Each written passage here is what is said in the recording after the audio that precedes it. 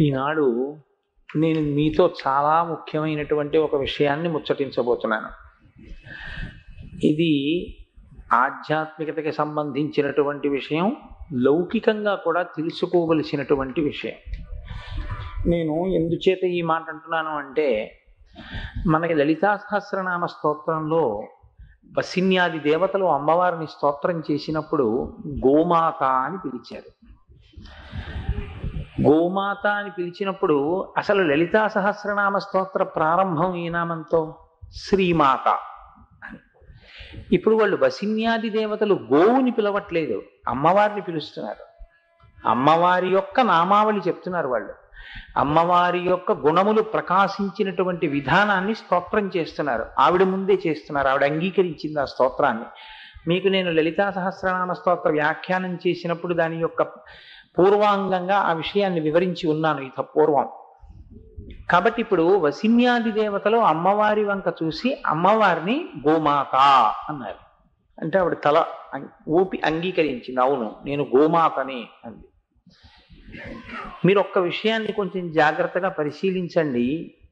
పశువుల యొక్క కోవలోకి వచ్చేటటువంటిది గోవు కదా. ఆవు ఒక పశువు, అమ్మవారు జగజ్జనని, ఆవిడ్ని గోమాత అని పిలిచారు. ఆవిడ అంగీకరించింది. కేవలం ఒక ఆవుని పూజించమన్నటువంటి సందర్భంలో అన్నమాట అమ్మవారే గోవుగా ఉందని వాళ్ళు అంటున్నారా? వసిన్యాది దేవతలు ఆ స్తోత్రం చేసినప్పుడు అమ్మవారు అంగీకరించి ఉన్నది కనుక ఖచ్చితంగా అమ్మవారే గోవుగా లోకంలో ఉంది. అందుకే వాళ్ళు ఉట్టి గోవు అని విడిచిపెట్టలేదు, వాళ్ళు గోమాత అన్నారు. ఇప్పుడు మీరు ఒక విషయాన్ని చాలా జాగ్రత్తగా పట్టుకునే ప్రయత్నం చేయండి.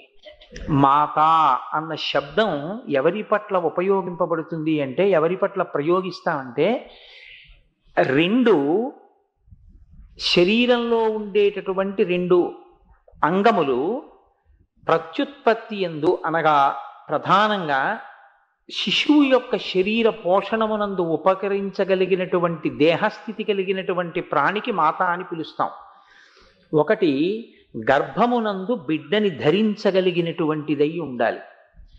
రెండు పుట్టినటువంటి శిశువుకి పాలివ్వగలిగినటువంటి స్తన్యమున్నదై ఉండాలి. ఎంత గౌరవించాయంటే శాస్త్రాలు ఈ మాతృత్వాన్ని. మగవాడు భగవంతుడి దగ్గరికి వెళ్ళి నమస్కారం చేస్తే సాష్టాంగ నమస్కారం. సాష్టాంగ అంటే అష్టాంగ, సా అష్ట అంగ, 8 భూమికి తగలాలి. అందులో వక్షస్థలం తగలాలి, కడుపు తగలాలి. ఈ రెండు తగులుతూ తల తగలాలి, ఆ తర్వాత మోకాళ్ళు తగలాలి, పాదాలు తగలాలి, శిరస్సు తగలాలి, చుబుకం కూడా తగలాలి అని ఒక చోట ఒక శాస్త్రం చెప్తారు. కళ్ళు చెవులు తగలాలి. కానీ ఆడది నమస్కారం చేస్తే పంచాంగ నమస్కారమే, సాష్టాంగ నమస్కారం ఆడవాళ్ళకి లేదు. అంటే వాళ్ళు భూమి మీద బోర్లా పడుకుని నమస్కారం చెయ్యడాన్ని శాస్త్రం అంగీకరించలేదు. ఎందుకు అంగీకరించలేదో తెలుసా? నేల మీద పడి నమస్కారం చేయడం వినయమే అయినా నేల మీద పడితే అది దూష్యం అవుతుంది. ఇప్పుడు నేను ఒక పువ్వు పట్టుకుని ఈశ్వరుడికి ఆరాధన చేద్దాం అనుకుంటుంటే ఆ పువ్వు జారి నేల మీద పడిపోయింది అనుకోండి, నేను దాన్ని కొంచెం పక్కన పెట్టవలసి ఉంటుంది, నేను పూజలో ఉపయోగించడం కుదరదు. కాబట్టి భూమికి తగలడం అనేటటువంటిది మర్యాదతో కూడి చేసే నమస్కారమే అయినా ఆడదాని విషయంలో శాస్త్రం ఎంత గౌరవంగా మాట్లాడిందంటే, ఆమె వక్షస్థలము ఆమె కడుపు నేలని తాకక్కర్లేదు అని. ఎందువల్ల అంటే ఈ లోకమంతా సృష్టి జరుగుతోందంటే ఆడదాని యొక్క శరీరంలో ఉన్న వక్షస్థలం పోషిస్తోంది, పాలిచ్చి పోషిస్తోంది తల్లి.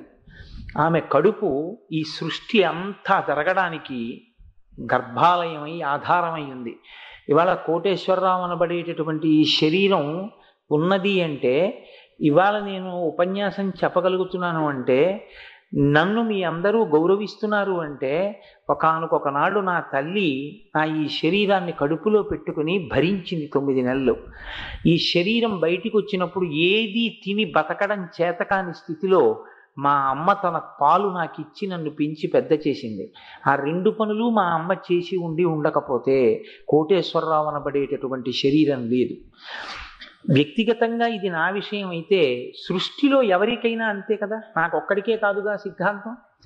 కాబట్టి ఇప్పుడు అసలు సృష్టి ఉన్నది అంటే ఆడదాని శరీరంలో ఉన్నటువంటి ఆ రెండు అంగముల పట్ల అంత గౌరవాన్ని ప్రకటించింది సనాతన ధర్మం.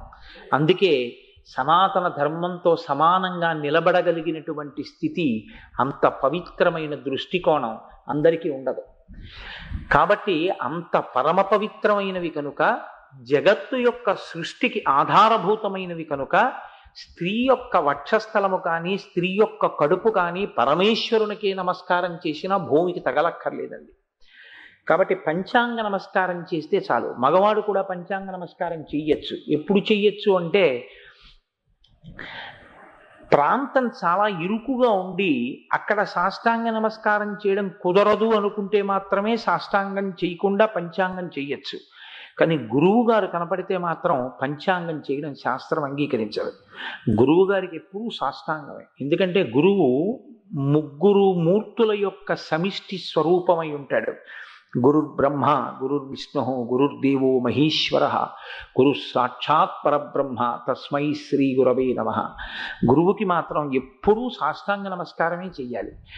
కనుక ఇంత పరమ పవిత్రంగా చూస్తుంది మాతృత్వాన్ని సనాతన ధర్మం. అమ్మవారి వంక తిరిగి వసిన్యాది దేవతలు అన్నారు, అమ్మ నువ్వు గోమాత అన్నారు.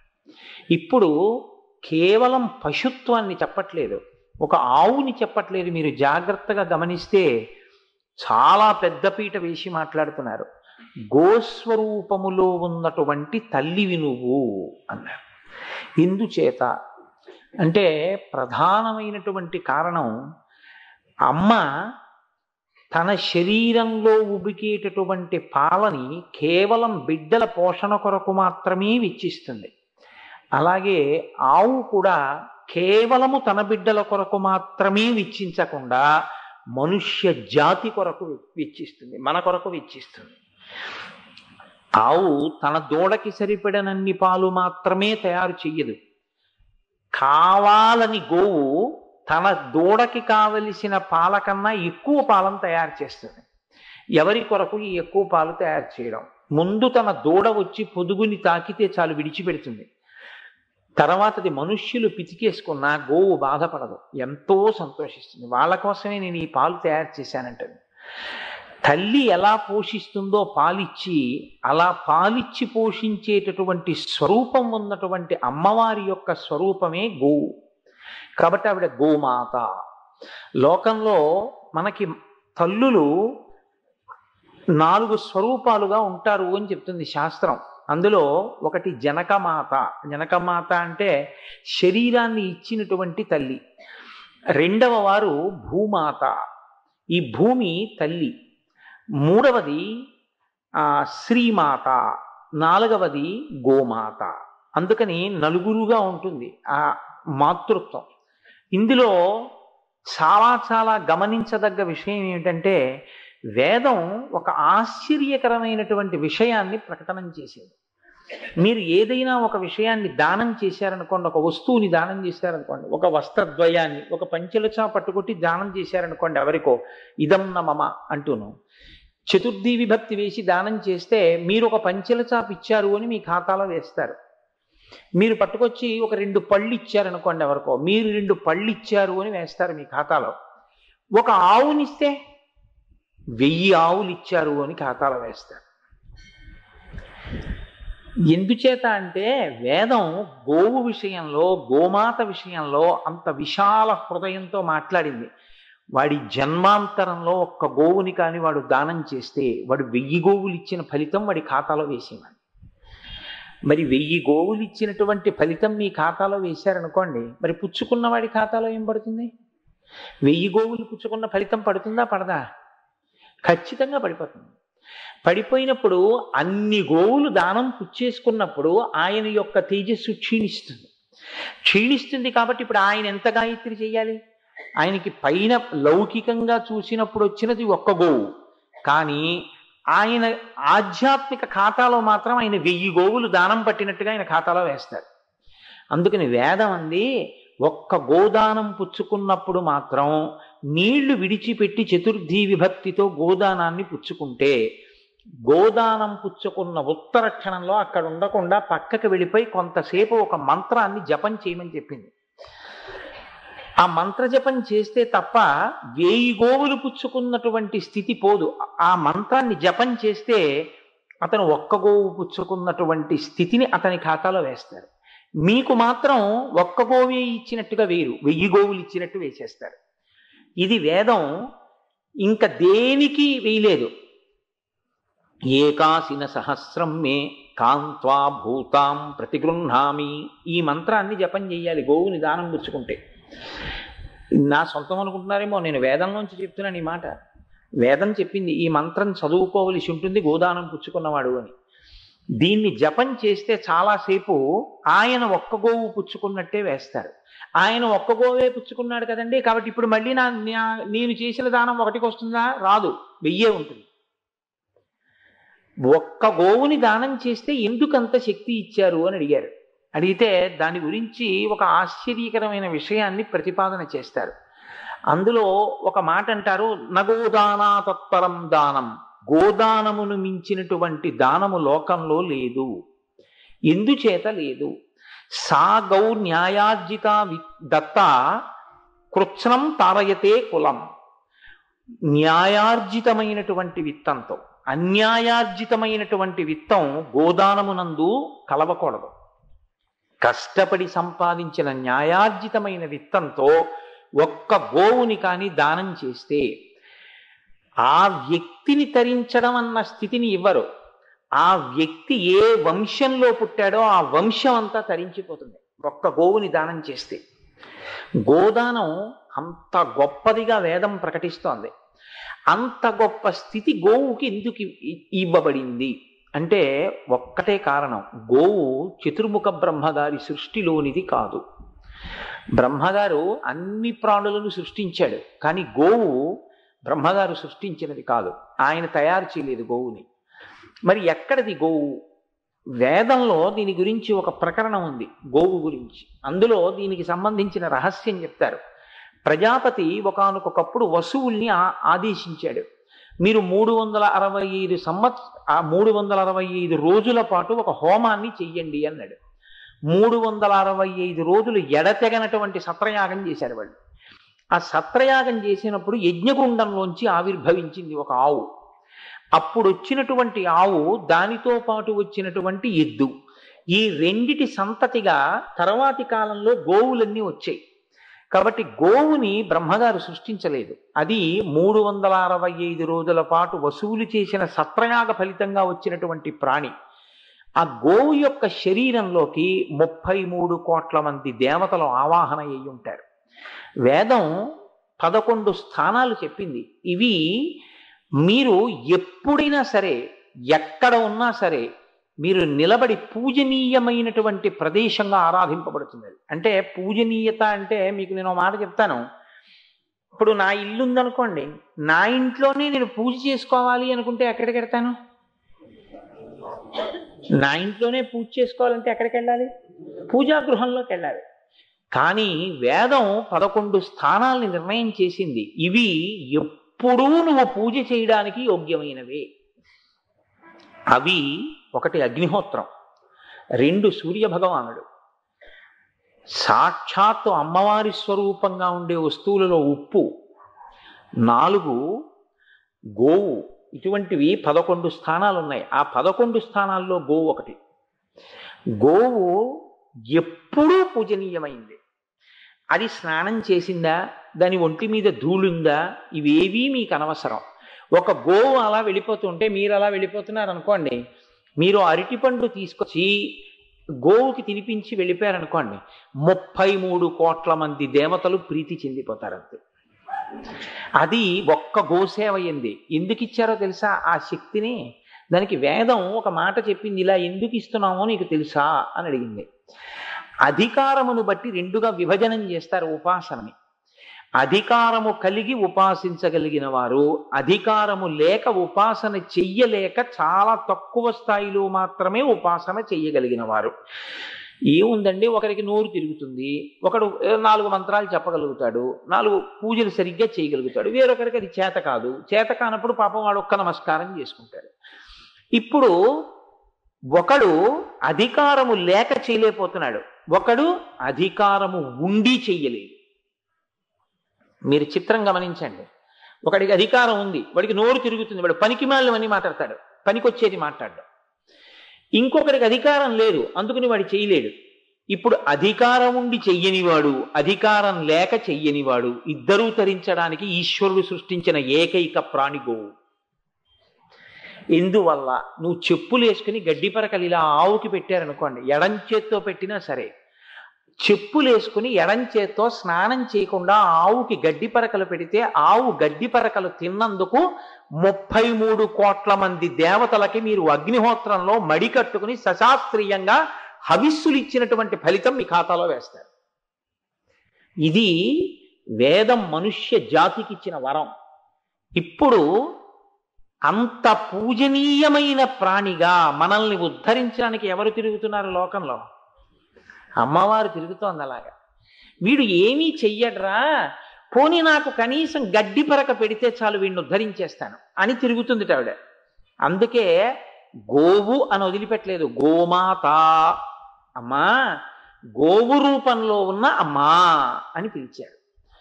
ఇంకా ఆశ్చర్యం ఏమిటంటే, సాధారణంగా మీకు పాలు ఇచ్చేటటువంటి జంతువులు ఏవి ఉన్నా కూడా అవి ఇచ్చేటటువంటి పాలు పశు శరీరంతో ఉండి పాలిస్తే రజోగుణ తమోగుణముల యొక్క ఉద్రేకం వాటిలో ఎక్కువగా ఉంటుంది. రెండు జీర్ణం అవ్వడం కష్టం. అందుకే రాత్రి గేదె పాలు తాగి పడుకోకండి అని చెప్తారు. జీర్ణం అవ్వవు, ఒక పట్టాన తమోగుణాన్ని రజోగుణాన్ని కల్పిస్తాయి. కానీ సన్యాసి కూడా తాగవచ్చు అని నిర్ణయింపబడిన ఏకైక ఆహారం ఆవు పాలు. తల్లి లేని పసిపిల్లలకి పట్టి పెంచవలసి వస్తే ఆవు పాలే దిక్కు. ఇంటి చిన్ని బొజ్జ ముఖమల్ బట్టలా ఉండేటటువంటి మెత్తటి కడుపుతో ఉన్న పసిపిల్లాడి దగ్గర నుంచి సన్యాసి వరకు, జ్వరంతో ఉన్నవాడి దగ్గర నుంచి ఆరోగ్యవంతుడి వరకు అందరికీ తేలికగా జీర్ణమైపోగలిగినది సమీకృతమైన ఆహారం ఉన్నది ఆవు పాలు ఒక్కటే లోకంలో. ఆ పాలల్లో ఉన్నన్ని ఆహార పదార్థాలు, దానిలో ఉన్నంత శక్తి మీకు ఇంకే ఏ ప్రాణి యొక్క పాలలోనూ కనపడవు. సాధారణంగా అంత శక్తి ఉంటే అది జీర్ణం అవ్వడం కష్టం. ఇవాళ కొంచెం బరువుహారం తిన్నానండి, జీర్ణం అవ్వలేదంటారు. బరువుహారం అంటే కొంచెం శక్తి ఎక్కువ ఇవ్వగలిగిన పదార్థాన్ని తీసుకుంటే అంత తొందరగా జీర్ణం కాదు. కానీ ఆవు పాలు ఎంత బలవర్ధకమో అంత తొందరగా జీర్ణం అవుతాయి, అంత సత్వగుణాన్ని ప్రకాశింపచేస్తాయి. అమ్మవారుట ఈ ప్రపంచాన్నంతటినీ సృష్టి చేసేటప్పుడు ఒక మాట అనుకుందిట, నన్ను అమ్మ అని పిలుస్తారు. అమ్మ అన్న మాటకి ఉన్న గౌరవం ఏమిటో నాకు తెలుసు. ప్రపంచంలో ఏది పోగొట్టుకున్న నాడైనా విలవిలలాడడేమో కానీ అమ్మని పోగొట్టుకున్న నాడు మాత్రం విలవిలలాడిపోతాడు. అమ్మ, మా అమ్మని తీసుకెళ్ళిపోయావా అని అడిగితే నేనేం చెప్పాలి అనుకుందిట అమ్మవారు. అందుకని ఆ తల్లి 4 తల్లుల్ని సృష్టించింది. ఒకటి జనకమాత, జన్మనిచ్చిన తల్లి. జన్మనిచ్చిన తల్లి లోకంలో ఏదో ఒకనాడు శరీరం విడిచిపెట్టేస్తుంది.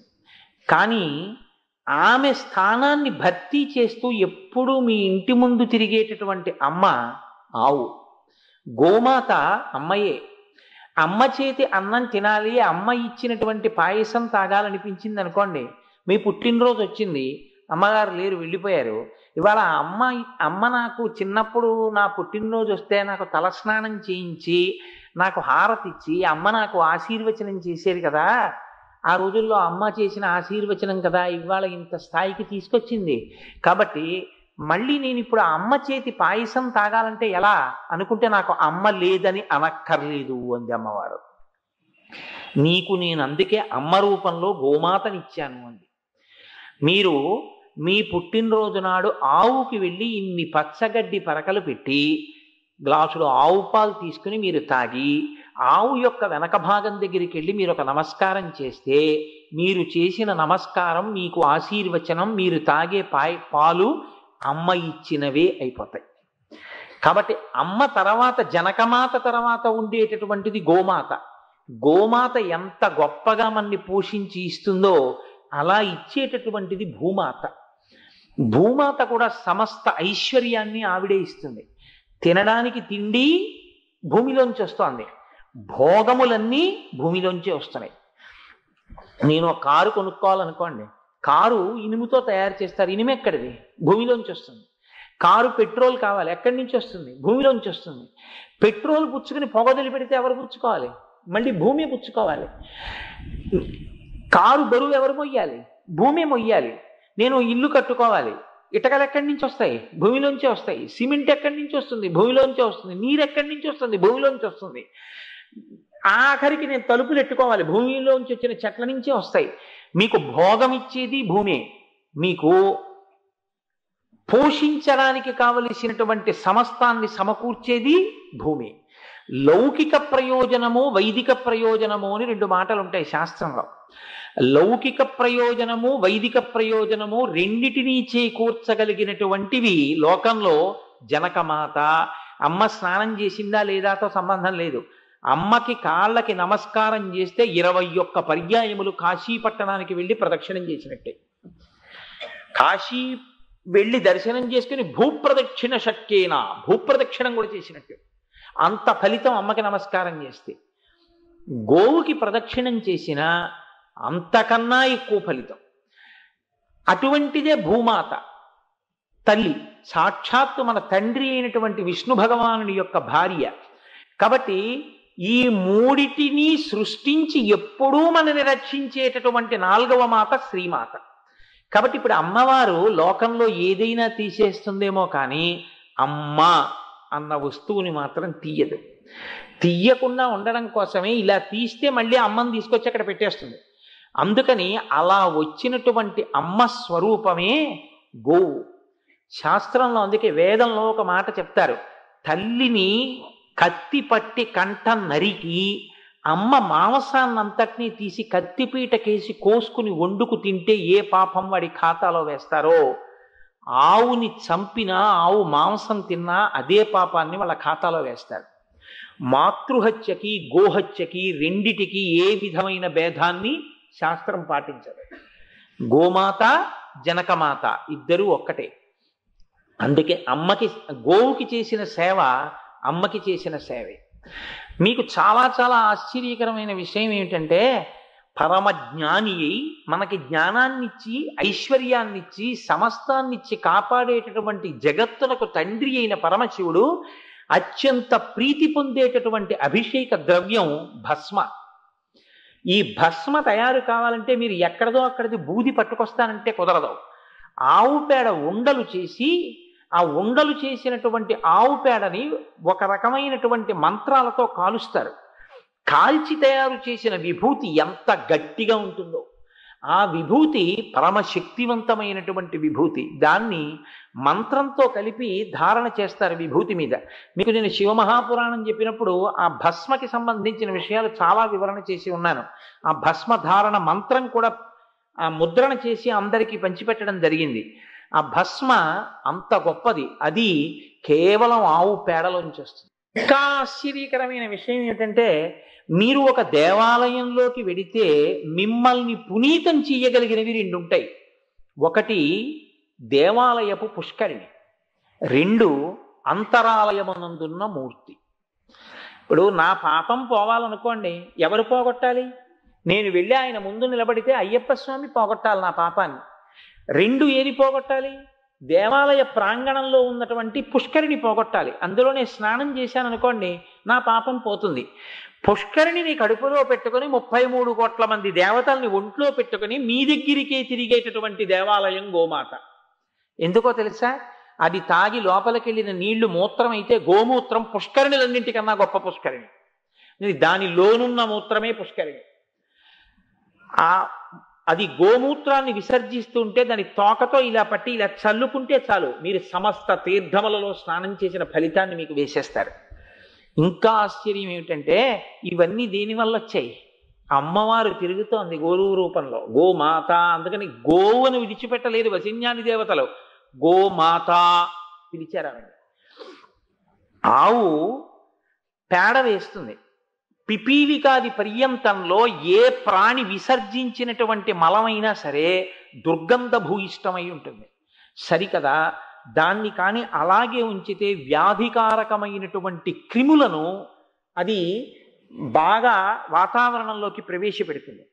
కానీ ఒక్క ఆవు వేసేటటువంటి మలం మాత్రం, గోమయం మాత్రం సహజంగా వ్యాధికారకమైనటువంటి క్రిములను నిర్మూలించగలిగిన శక్తితో ఉంటుంది. అత్యంత సుగంధభరితమైనటువంటి మలం సృష్టి మొత్తం మీద ఒక్క గోవు యొక్క గోమయమే. అది వేసేటటువంటి పేడే అంత సువాసనతో ఉంటుంది.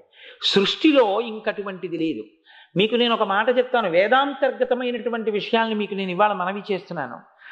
వేదం ఒక మాట చెప్తుంది, పాపములు ఎంతవరకు పట్టుకుని ఉంటాయో చెప్తుంది. చేసే పాపాలు ఎక్కువ అవుతున్నాయి అనుకోండి, ఎక్కువ అవుతుంటే లోపలికి పట్టుకుంటాయి. ఎలా పట్టుకుంటాయి అంటే, త్వక్క అంటే చర్మాన్ని పట్టుకుంటాయి, అస్థి అంటే ఎముకల్ని కూడా పట్టుకుంటాయి.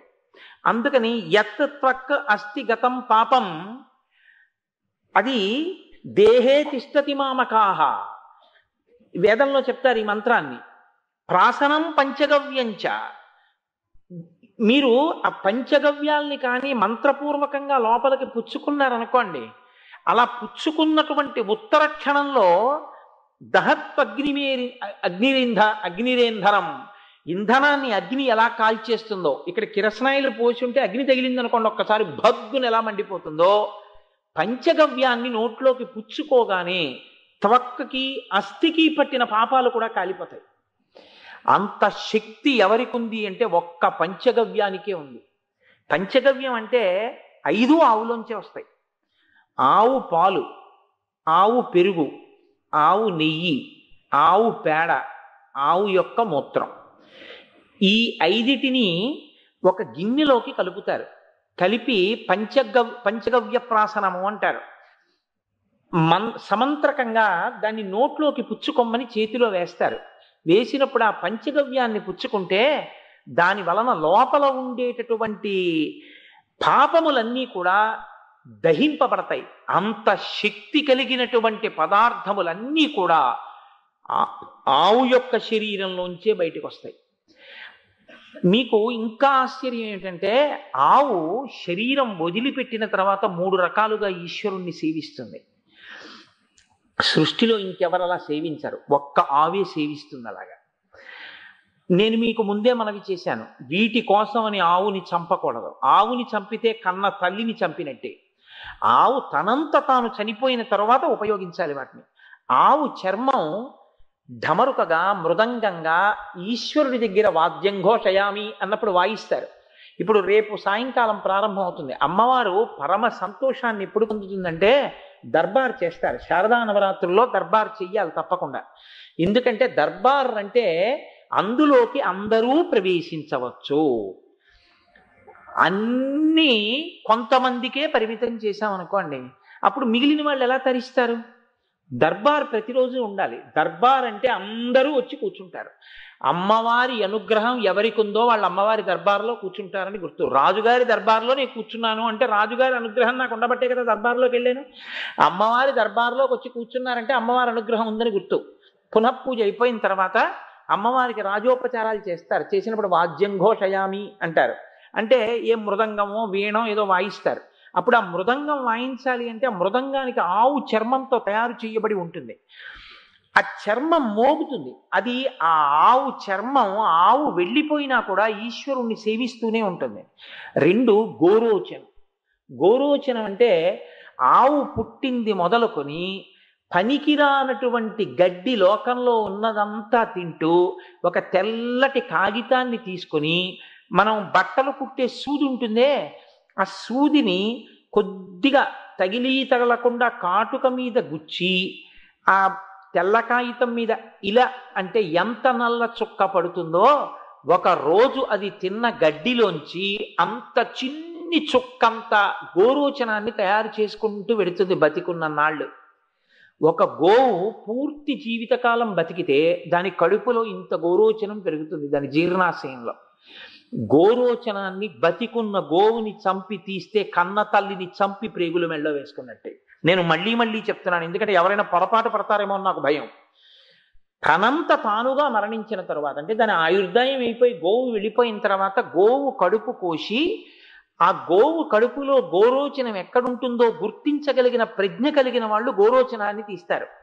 తీసి దాన్ని తీసుకొచ్చి భగవంతుని యొక్క అంతరాలయంలో కాలుస్తారు. కాలిస్తే అందులోంచి అపారమైన సువాసనలు వెదజల్లుతుంది ఆ గోరోచనం. తను వెళ్ళిపోయిన తర్వాత, తన శరీరం పడిపోయిన తర్వాత, తను బతికున్న నాళ్ళు కూడపెట్టిన ఆ గోరోచనం ఈశ్వరుడి అంతరాలయంలో వెలగాలని, సుగంధం ఆయనకి తగలాలని తన కడుపులో గోరోచనాన్ని పెంచే ఏకైక ప్రాణి సృష్టిలో గోమాత ఒక్కటే. 3, పరమశివ లింగానికి అభిషేకం చేసేటప్పుడు నమకం చేస్తూ వేయకూడదు. తెలియక నమక చమకాలకు పోసేస్తూ ఉంటారు. చమకం చేసేటప్పుడు ఆవు యొక్క కొమ్ము, మళ్ళీ చెప్తున్నాను, బలవంతంగా చంపి కాదు, ఆవు తనంత తాను మరణించిన తరువాత ఆవు కొమ్ము తీసి ఆవు కొమ్ము యొక్క చిట్ట చివరి భాగంలో సన్నటి రంధ్రం చేసి దానికి వెండి ముఖాన్ని తగిలించి ఆ కొమ్ము పట్టుకుని దాంట్లోకి ఆవు పాలు పోస్తుంటే ఆ కొమ్ములోంచి పాలు వెళ్ళి శివలింగం మీద పడి అభిషేకం జరిగితే పరమశివుడు అత్యంత ప్రీతి చెందిపోతాడు. కానీ సాకారుడై వృషభవాహనారూఢుడై ఉన్నటువంటి శివస్వరూపానికి మాత్రం కొమ్ములోంచి అభిషేకం చేయకూడదు. శివలింగానికి చెయ్యొచ్చు అభిషేకం. తను చనిపోయిన తర్వాత 3 రకాలుగా ఈశ్వరుణ్ణి సేవిస్తుంది గోమాత. 1, తన కొమ్ము చేత, 2, గోవు యొక్క గోరోచనం చేత, 3, దాని యొక్క చర్మం చేత. శరీరం విడిచిపెట్టిన తరువాత ఇలా ఈశ్వరుణ్ణి సేవించేటటువంటి ప్రాణి ప్రపంచంలో ఆవు ఒక్కటే.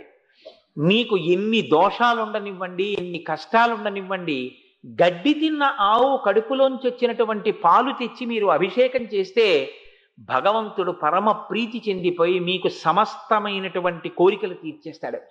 మీ కోరికలు తీర్చడానికి, మీకు అక్కర్లేంది తిని మిమ్మల్ని ఉద్ధరించడానికి కావలసిన పాలిచ్చే ప్రాణి అమ్మ మిమ్మల్ని కాపాడినట్టు కాపాడేటటువంటి తల్లి స్వరూపం గోమాత ఒక్కటే. అందుకే అత్యంత ఘోరమైన దోషం కింద లెక్క ఏది వేస్తారో తెలుసా అండి? గోమోదక దోషం. తెలిసి కాని తెలియక కాని నిష్కారణంగా కాని ఆవు కనపడితే కొట్టారో వీడు గోమోదక దోషం చేసిన వాడు రానేస్తారంటే ఆవుని కొట్టాడని వేస్తారు ఆ ఖాతాలు. అదేం ఉట్టినే విడిచిపెట్టదు. ఆవుని ఎప్పుడూ కొట్టరాదు. ఎంతో అవసరమై అదిలించక తప్పకపోతే, దెబ్బ వేస్తే తప్ప కుదరదు అనుకుంటే ఎంతో జాగ్రత్తగా లెక్క చూసి కొట్టామా కొట్టలేదా అన్నట్టుగా కొట్టబడవలసిన ప్రాణి సృష్టిలో ఆవు ఒక్కటే. మీకు నేను ఒక ఆశ్చర్యకరమైన మాట చెప్తాను, మీరు విని ఆశ్చర్యపోతారు. వేదం ఒక మాట చెప్తుంది.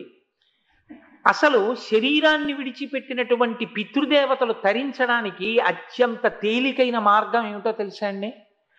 ఆవు యొక్క గంగడు రుద్దుకోవడానికి గరుకు స్తంభాన్ని నాటించడమే. తల్లిదండ్రుల పేరు మీద తల్లిదండ్రుల పేరు చెప్పి ప్రత్యేకించి దేవాలయాలకి అనుసంధానంగా ఉండేటటువంటి గోశాలల్లోకి వెళ్ళి గరుకు స్తంభాన్ని నాటితే ఆవుకి కంఠం కింద కొంచెం దురదగా ఉంటుంది. దాని తోక వీపు వరకు అందుతుంది, ముఖం వెనక్కి తిరిగి విసిరితే ఈ పైన మూపురం వరకు అందుతుంది. కానీ దానికి కింద దురద పెడితే దానికి ఆ దురద గోక్కోవడం దానికి రాదు, తెలియదు. దానికి ఎలా గోక్కోవాలో తెలియదు. అందుకే ఆవు దగ్గరికి వెళ్ళి గంగడోలు అంటారు. ఆ మెడ కింద భాగం వేలాడుతుంటుంది. మీరు ఎప్పుడైనా నిమిరి వాసన చూసుకోండి, ఎంత సువాసన వస్తుందో, అది ఎప్పుడు స్నానం చేసిందా అనిపిస్తుంది. మీరు ఇలా అంటే ఆ గంగడోలు కింద అది వెంటనే కళ్ళిలా అరమోడ్చి ఇలా బాగా చాపుతుంది. చాపి చక్కగా ఇలా రాయించుకుంటుంది. ఆ గంగడోలు రాస్తేనే అంత తృప్తి చెందితే గరుకు స్తంభాన్ని గోశాలలో వేశారనుకోండి తల్లిదండ్రుల పేరు చెప్పి, అందున ఇవాళ మహళయ అమావాస్య, పితృదేవతలు సంతోషించే రోజు. కేవలం ఇది విన్నంత మాత్రం చేత సంతోషిస్తారు పితృదేవతలు.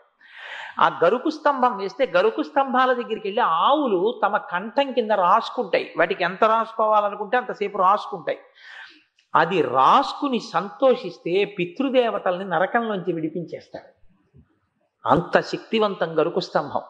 పూర్వకాలంలో ఎక్కడెక్కడ గోశాలలుంటే అక్కడక్కడ ఈ రకంగా గరుకు స్తంభాలు వేస్తుండేవారు. అన్నిటికన్నా చాలా గొప్ప దీక్ష ఏమిటో తెలుసా? దీక్షా నియమాలు స్నానం చేసి శౌచంతో ఉంటాయి. ఒక్క గోసేవ చేసేటటువంటి దీక్ష మాత్రం ఏమీ అక్కర్లేదు, ఓ పావలా ఖర్చు పెట్టక్కర్లేదు. మీరు గోవు కొరకు అని సమయాన్ని వెచ్చించి ఎక్కువ కూరగాయలు ఎక్కడ తరుగుతారో అక్కడికి, కానీ అంటే ఇవాళ పూర్వం అంటే అన్నదానం చేసే సత్రవులు, ఇప్పుడైతే నేను అలా అన్నాను అనుకోకండి, హాస్టళ్ళు హోటళ్ళు అనొచ్చేమో. కాబట్టి అలాంటి చోటికి వెళ్ళి తెచ్చి ఇంత పచ్చగడ్డినో ఇన్ని కాయగూరలనో పెట్టారనుకోండి, అంతే ప్రత్యక్ష కైంకర్యం అయిపోయినట్టే అమ్మవారికి. అంత గొప్ప స్థితి కలిగినటువంటి ప్రాణి లోకంలో గోవు ఒక్కటే. గోవుకి సేవ చేస్తే వెంటనే వంశం తరించిపోతుంది. ఆ వంశంలో ఉన్న వాళ్ళందరినీ విడుదల చేస్తారు, పాపం చేసిన వాళ్ళని కూడా. అలా సేవించబడడానికి ఉపయుక్తమైనటువంటి ప్రాణి ప్రపంచంలో గోవు తప్ప వేరొకటి లేదు. అంత గొప్ప ప్రాణి గోవు. మీకు నేను ఇంకొక మాట చెప్తాను. పీఠాలకి అంటే ఏ కంచి పీఠం లాంటిదో శృంగగిరి పీఠం లాంటిదో పెద్ద పెద్ద పీఠాలలో గోవులు గజములు రెండు ఉంటాయి, ఏనుగులు ఉంటాయి, ఆవులు ఉంటాయి. ప్రతిరోజు పీఠాధిపతి గజ పూజ చేస్తారు, గోపూజ చేస్తారు. ఈ రెండు పూజలు చేయకుండా పీఠాధిపతి ఉండరు, ప్రతిరోజు చేస్తారు పీఠంలో. ఈ రెండు చేసేటప్పుడు గోవు కన్నా పెద్ద ప్రాణి ఏనుగు, కానీ ఏనుగుకి పూజ మొదట చేయరు. మొదటి పూజ ఎవరికి అంటే ఆవుకి, గోవుకే మొదటి పూజ. గోవుకి మొదటి పూజ ఎందుకు అంటే గోవు ప్రత్యక్షంగా అమ్మవారి, అందుకని ఆ ఆవుకి పూజ చేస్తారు. ఆవుకి పూజ చేశాక ఏనుగుకి పూజ చేస్తారు. చిత్రం ఏమిటంటే కొన్ని కొన్ని ఆవులు ఎంతగా అలవాటు పడిపోయి జీవితాల్లో అంతర్భాగం అయిపోయాయి అంటే, భగవాన్ రమణుల ఆశ్రమానికి ఎవరో ఒక ఆవును తెచ్చి ఇచ్చారు, మాకెందుకు కావన్నారు. ఆ ఆవు వెళ్ళిపోయింది, అది తప్పించుకొచ్చేసింది మళ్ళీ ఆయన దగ్గరికి. ఇది మా దగ్గరే ఉంటానంటోంది, కట్టేయండి అన్నాడు. కొన్ని సంవత్సరాలు అయ్యేటప్పటికి దానికి మహాలక్ష్మి అని పేరు పెట్టారు. దాని సంతతి ఎన్ని దూడలైపోయాయో రమణాశ్రమంలో, ఎన్ని ఆవులో ఎన్ని దూడలో. అది అందరినీ పొడుస్తోందని దాని ముక్కుకో తాడేశారు. తాడు వేస్తే దాని ముక్కులోంచి కొంచెం నెత్తురు వచ్చింది. నెత్తురు వస్తే అది అందరినీ విడిపించుకుని భగవాన్ రమణులు ఒక చోట కూర్చుని భక్తులతో మాట్లాడుతుంటే అది తిన్నగా పరిగెత్తుకుంటూ వచ్చి ఆయన దగ్గర నిలబడి తన ముక్కు చూపించింది. ఆయన పరిచారికుల్ని పిలిచన్నారు, ఏమర్రా దాని ముక్కుకి తాడేశారట, దాని ముక్కు నిప్పెట్టిందిట, చూశారా అది వచ్చి నాకు చెప్పుకుంటోంది అన్నారు. దానికి గోశాల కడదామని ముహూర్తం పెట్టి గోశాల వేస్తున్నారు. వేసి అంతా తయారు చేసి మహాలక్ష్మిని ఇందులోంచి అందులోకి పంపిద్దాం అనుకున్నారు. కట్టు విప్పేటప్పటికి అది దగ్గరికి వచ్చిన వాళ్ళని తోసేసి పరిగెత్తుకుంటూ రమణుల దగ్గరికి వచ్చింది. వస్తే ఆయన అన్నీ పట్టించుకునేవారు కాదు, వాళ్ళు పరిగెత్తుకుంటూ వెనకాల పట్టుకోవడానికి వచ్చారు ఆ మహాలక్ష్మిని. ఆయన అన్నారు, ఆగండి ఆగండి ఆగండి, ఎందుకు అలా పరిగెడతారు దాని వెంట అని. ఏమ్మా ఏమైంది అన్నారు. అది ఎంతో గారాబంగా ఆయన దగ్గరికి వచ్చి ఆయన ఒళ్ళో తల పెట్టుకుని ఆయన వంక చూసి ఏదో మూలిగింది. ఓహో, దానికి ఇల్లు కట్టారట కదా, గోశాల వేశారట కదా, దాన్ని ఇంట్లోకి ప్రవేశపెడతానంటున్నారట కదా. భగవాన్ ముందు నేనెళ్ళడం ఏమిటి, మీరు రావాలి, మీరు అడుగు పెట్టాలి, తర్వాత నేను ఎడతానంటోంది. వస్తున్నానమ్మా మహాలక్ష్మి అని ఆవుతో కలిసి ఆయన లోపలికి వెళ్ళారు. నేను యథార్థం చెప్తున్నాను, కావాలంటే మీరు సూర్యనాగమ్మ గారి లేఖలు చదవండి. ఆ మహాలక్ష్మి ప్రతిరోజు రమణులు కూర్చునుంటే కట్టుకొయ్య నుంచి విప్పగానే అది టీవీగా నడుచుకుంటూ లోపలికి వచ్చేసి మా స్వామి నాకడ్డేమిటన్నట్టుగా ఆయనకి ప్రదక్షిణం చేసి నమస్కారం చేసి వెళ్ళిపోయేది. ఆఖరణ దానికి ప్రాణోత్క్రమణం అయిపోతుంది. కొన్నాళ్ళు అయిపోయిన తర్వాత దాని శరీరం పడిపోతుంది. పడిపోతుంటే ఎవరేం పెట్టినా తినేది కాదు. అలా పడుంటే వచ్చి చెప్పారు రమణులకి, ఏం తింటలేదండి, ప్రాణం పోయేటట్టుంది దానికని. రమణులు వచ్చారు, చాలా బాధగా ఉంది. అది వచ్చి ఆయన కూర్చుని ఇలా, ఏమ్మా లక్ష్మి బాధగా ఉందా అన్నారు. అంతే, కళ్ళు విప్పి చూసి తలెత్తి గబగబా ఆయన ఒళ్ళో తలపెట్టుకుంది.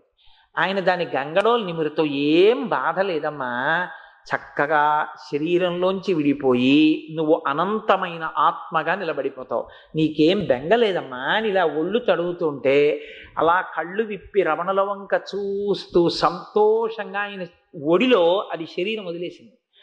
వదిలేస్తే రమణులు, అది చాలా గొప్ప ఋషి కారణజన్మురాలై ఇక్కడికి వచ్చిందని, ఒక సన్యాసికి అంత్యేష్టి సంస్కారం చేస్తే ఎలా చేస్తారో అలా అంత్యేష్టి సంస్కారం చేసి రమణాశ్రమంలో దానికి సమాధి నిర్మాణం చేశారు. ఇప్పటికీ మహాలక్ష్మి ది కౌ అని రమణ మహర్షి ఆశ్రమం వెనకాతల సమాధి ఉంటుంది. నేను అరుణాచలం నాతో వచ్చిన వాళ్ళందరికీ తీసుకెళ్ళి చూపించాను ఆ సమాధి.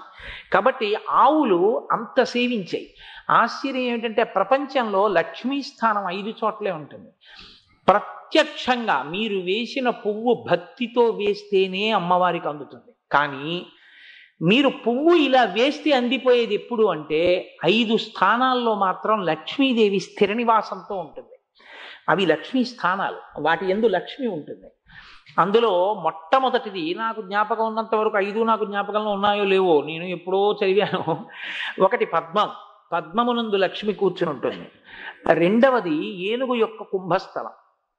మూడవది వివాహమైపోయినటువంటి ఆడదాని పాపట యొక్క ప్రారంభ స్థానం. అందుకే ముందు బొట్టు ఇక్కడ పెట్టుకోవాలా ఇక్కడ పెట్టుకోవాలా అంటే శాస్త్రంలో ముందు బొట్టు ఇక్కడే పెట్టుకోవాలి. ఇక్కడ పెట్టుకుని ఇక్కడ పెట్టుకోవాలి తప్ప అసలు ఇక్కడ బొట్టు లేకుండా ఉండకూడదు.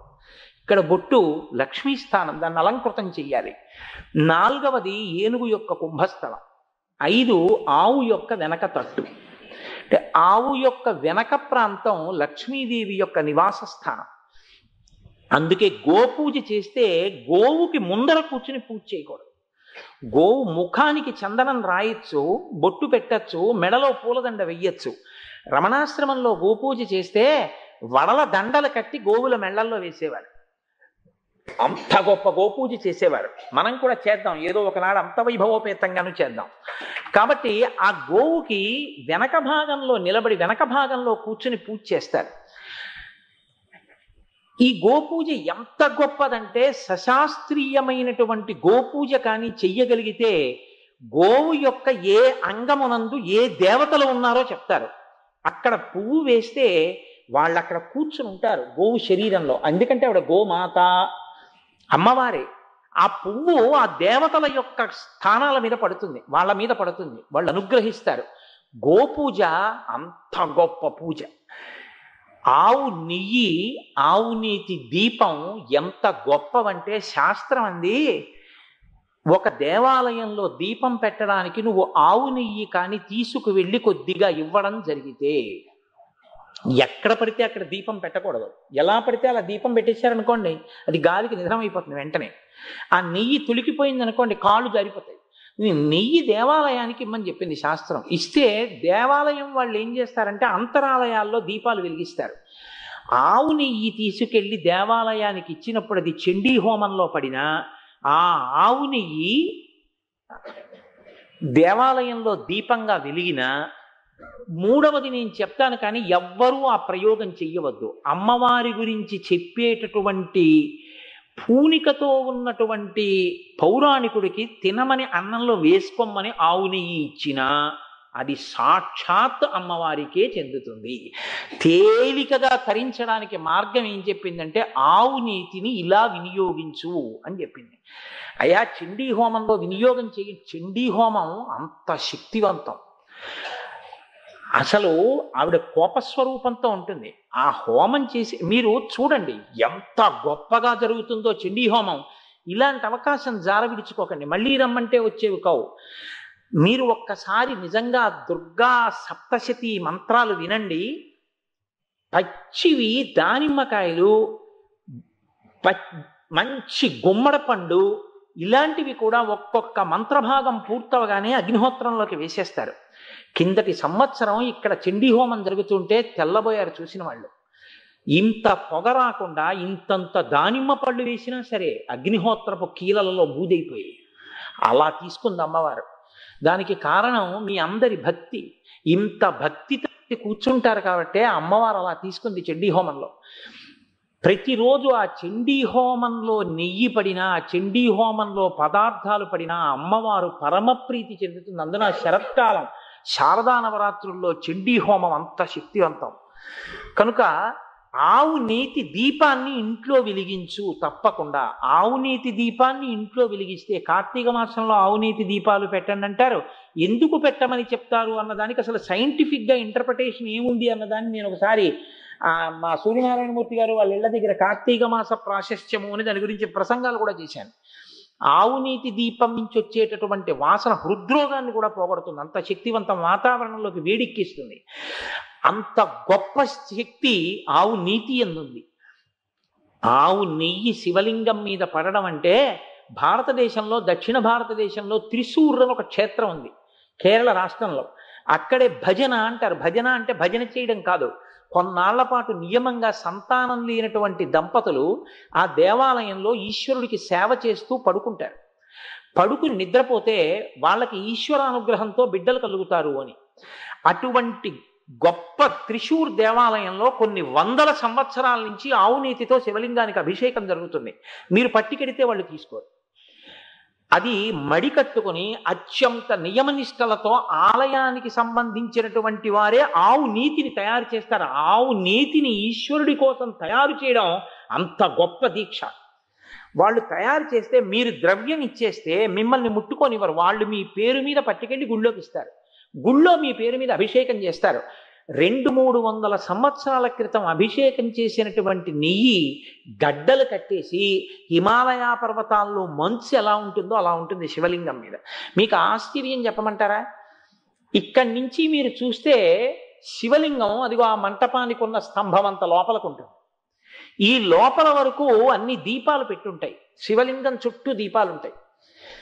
ఎంత వేడిగానూ ఉంటుంది గుళ్ళో, కానీ ఇంత నెయ్యి కూడా కరగదు శివలింగం మీద. అలాగే గడ్డలు కట్టి ఉంటుంది. ఆ శివలింగం మీద ఎవరికన్నా నెయ్యి ప్రసాదం ఇవ్వాలి అనుకుంటే అర్చకులు తమలపాకుతో తీసి పట్టుకొస్తారు.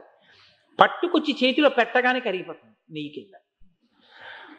ఆయుర్వేద వైద్యులు ప్రాణాంతకమైన వ్యాధులకి నిర్మూలనం చెయ్యవలసి వస్తే అందులో వాడవలసినటువంటి నీతిని త్రిశూర్ దేవస్థానం నుంచి తీసుకొస్తారు. అది కూడా ఎప్పుడు పడితే అప్పుడు ఇవ్వరు. త్రిశూర్ దేవస్థానంలో అర్చకత్వం చేసే అర్చకులు ఎంత నియమనిష్టలతో ఉంటారంటే, ఆ దేవాలయంలో అర్చన చేసేటటువంటి అర్చకుడు ఎప్పుడైనా ఈ దేవాలయంలో అర్చనకి వెళితే ఇంటికి వెళ్ళరు, వాళ్ళు దేవాలయంలోనే ఉంటారు. ఎప్పుడైనా ఇంటికి వెడితే మహారాజు అంతఃపురంలోంచి వ్యాహ్యాలికి బయటికి వస్తే ఎలా ఉంటుందో అంతటి ఉత్సవం కింద పెడతారు. అక్కడ ఏనుగుల పందాలు కూడా పెడతారు. ఎప్పుడైనా వెళ్ళండి త్రిశూర్, వెళ్ళి చూడండి నిజంగా ఆ వైభవం ఏమిటో, ఆ క్షేత్రం ఏమిటో. అక్కడ ఆర్యాంబ శివగురువు భజన చేస్తేనే మహానుభావుడు మన స్వామి జగద్గురువు శంకర భగవత్పాద స్వామి పుట్టారు అక్కడ. కాబట్టి అంత గొప్ప క్షేత్రం త్రిశూర్. నేను ఎంతని చెప్పను ఆవు గురించి, ఎంత చెప్పినా నా చిన్నతనంలో ఆవు గురించి వ్యాసం రాయమంటే ఏదో ఇంటి దగ్గర 10 వాక్యాలు చదువుకునే వాళ్ళం. ఇప్పుడు గోవు అంటే గోమాత అంటే అబ్బో ఏమి తల్లి ఆ గోమాత అని ఎంత పొంగిపోతుంటామో. కాబట్టి ఇంత గొప్ప పూజ గోపూజ. అయితే నేను గోవుకి సంబంధించినటువంటి కొన్ని విశేషాలు మీతో విజ్ఞాపన చేసి ఉన్నాను. ఇప్పుడు నేను మీకు ఒక ముఖ్యమైన విషయం చెప్తాను. భారతీయ వాంగ్మయంలో గోవుకి ఎంత దగ్గర సంబంధం ఉందో తెలుసా అండి? అసలు గోవుతో సంబంధం లేకుండా మీకు ఏమీ లేదు. నేను ఈ మాట అన్నాను కాబట్టి మీతో ఒక విషయం ముచ్చటిస్తాను. రఘువంశము అని కాళిదాసకృత కావ్యం ఒకటి ఉంది. ఆ రఘువంశంలో రఘువంశం కాదు, అది ఇక్ష్వాకు వంశం. ఇక్ష్వాకు వంశంలో దిలీపుడికి సంతానం కలగలేదు. భార్య సుదక్షిణాదేవి చాలా మహాపతివ్రత.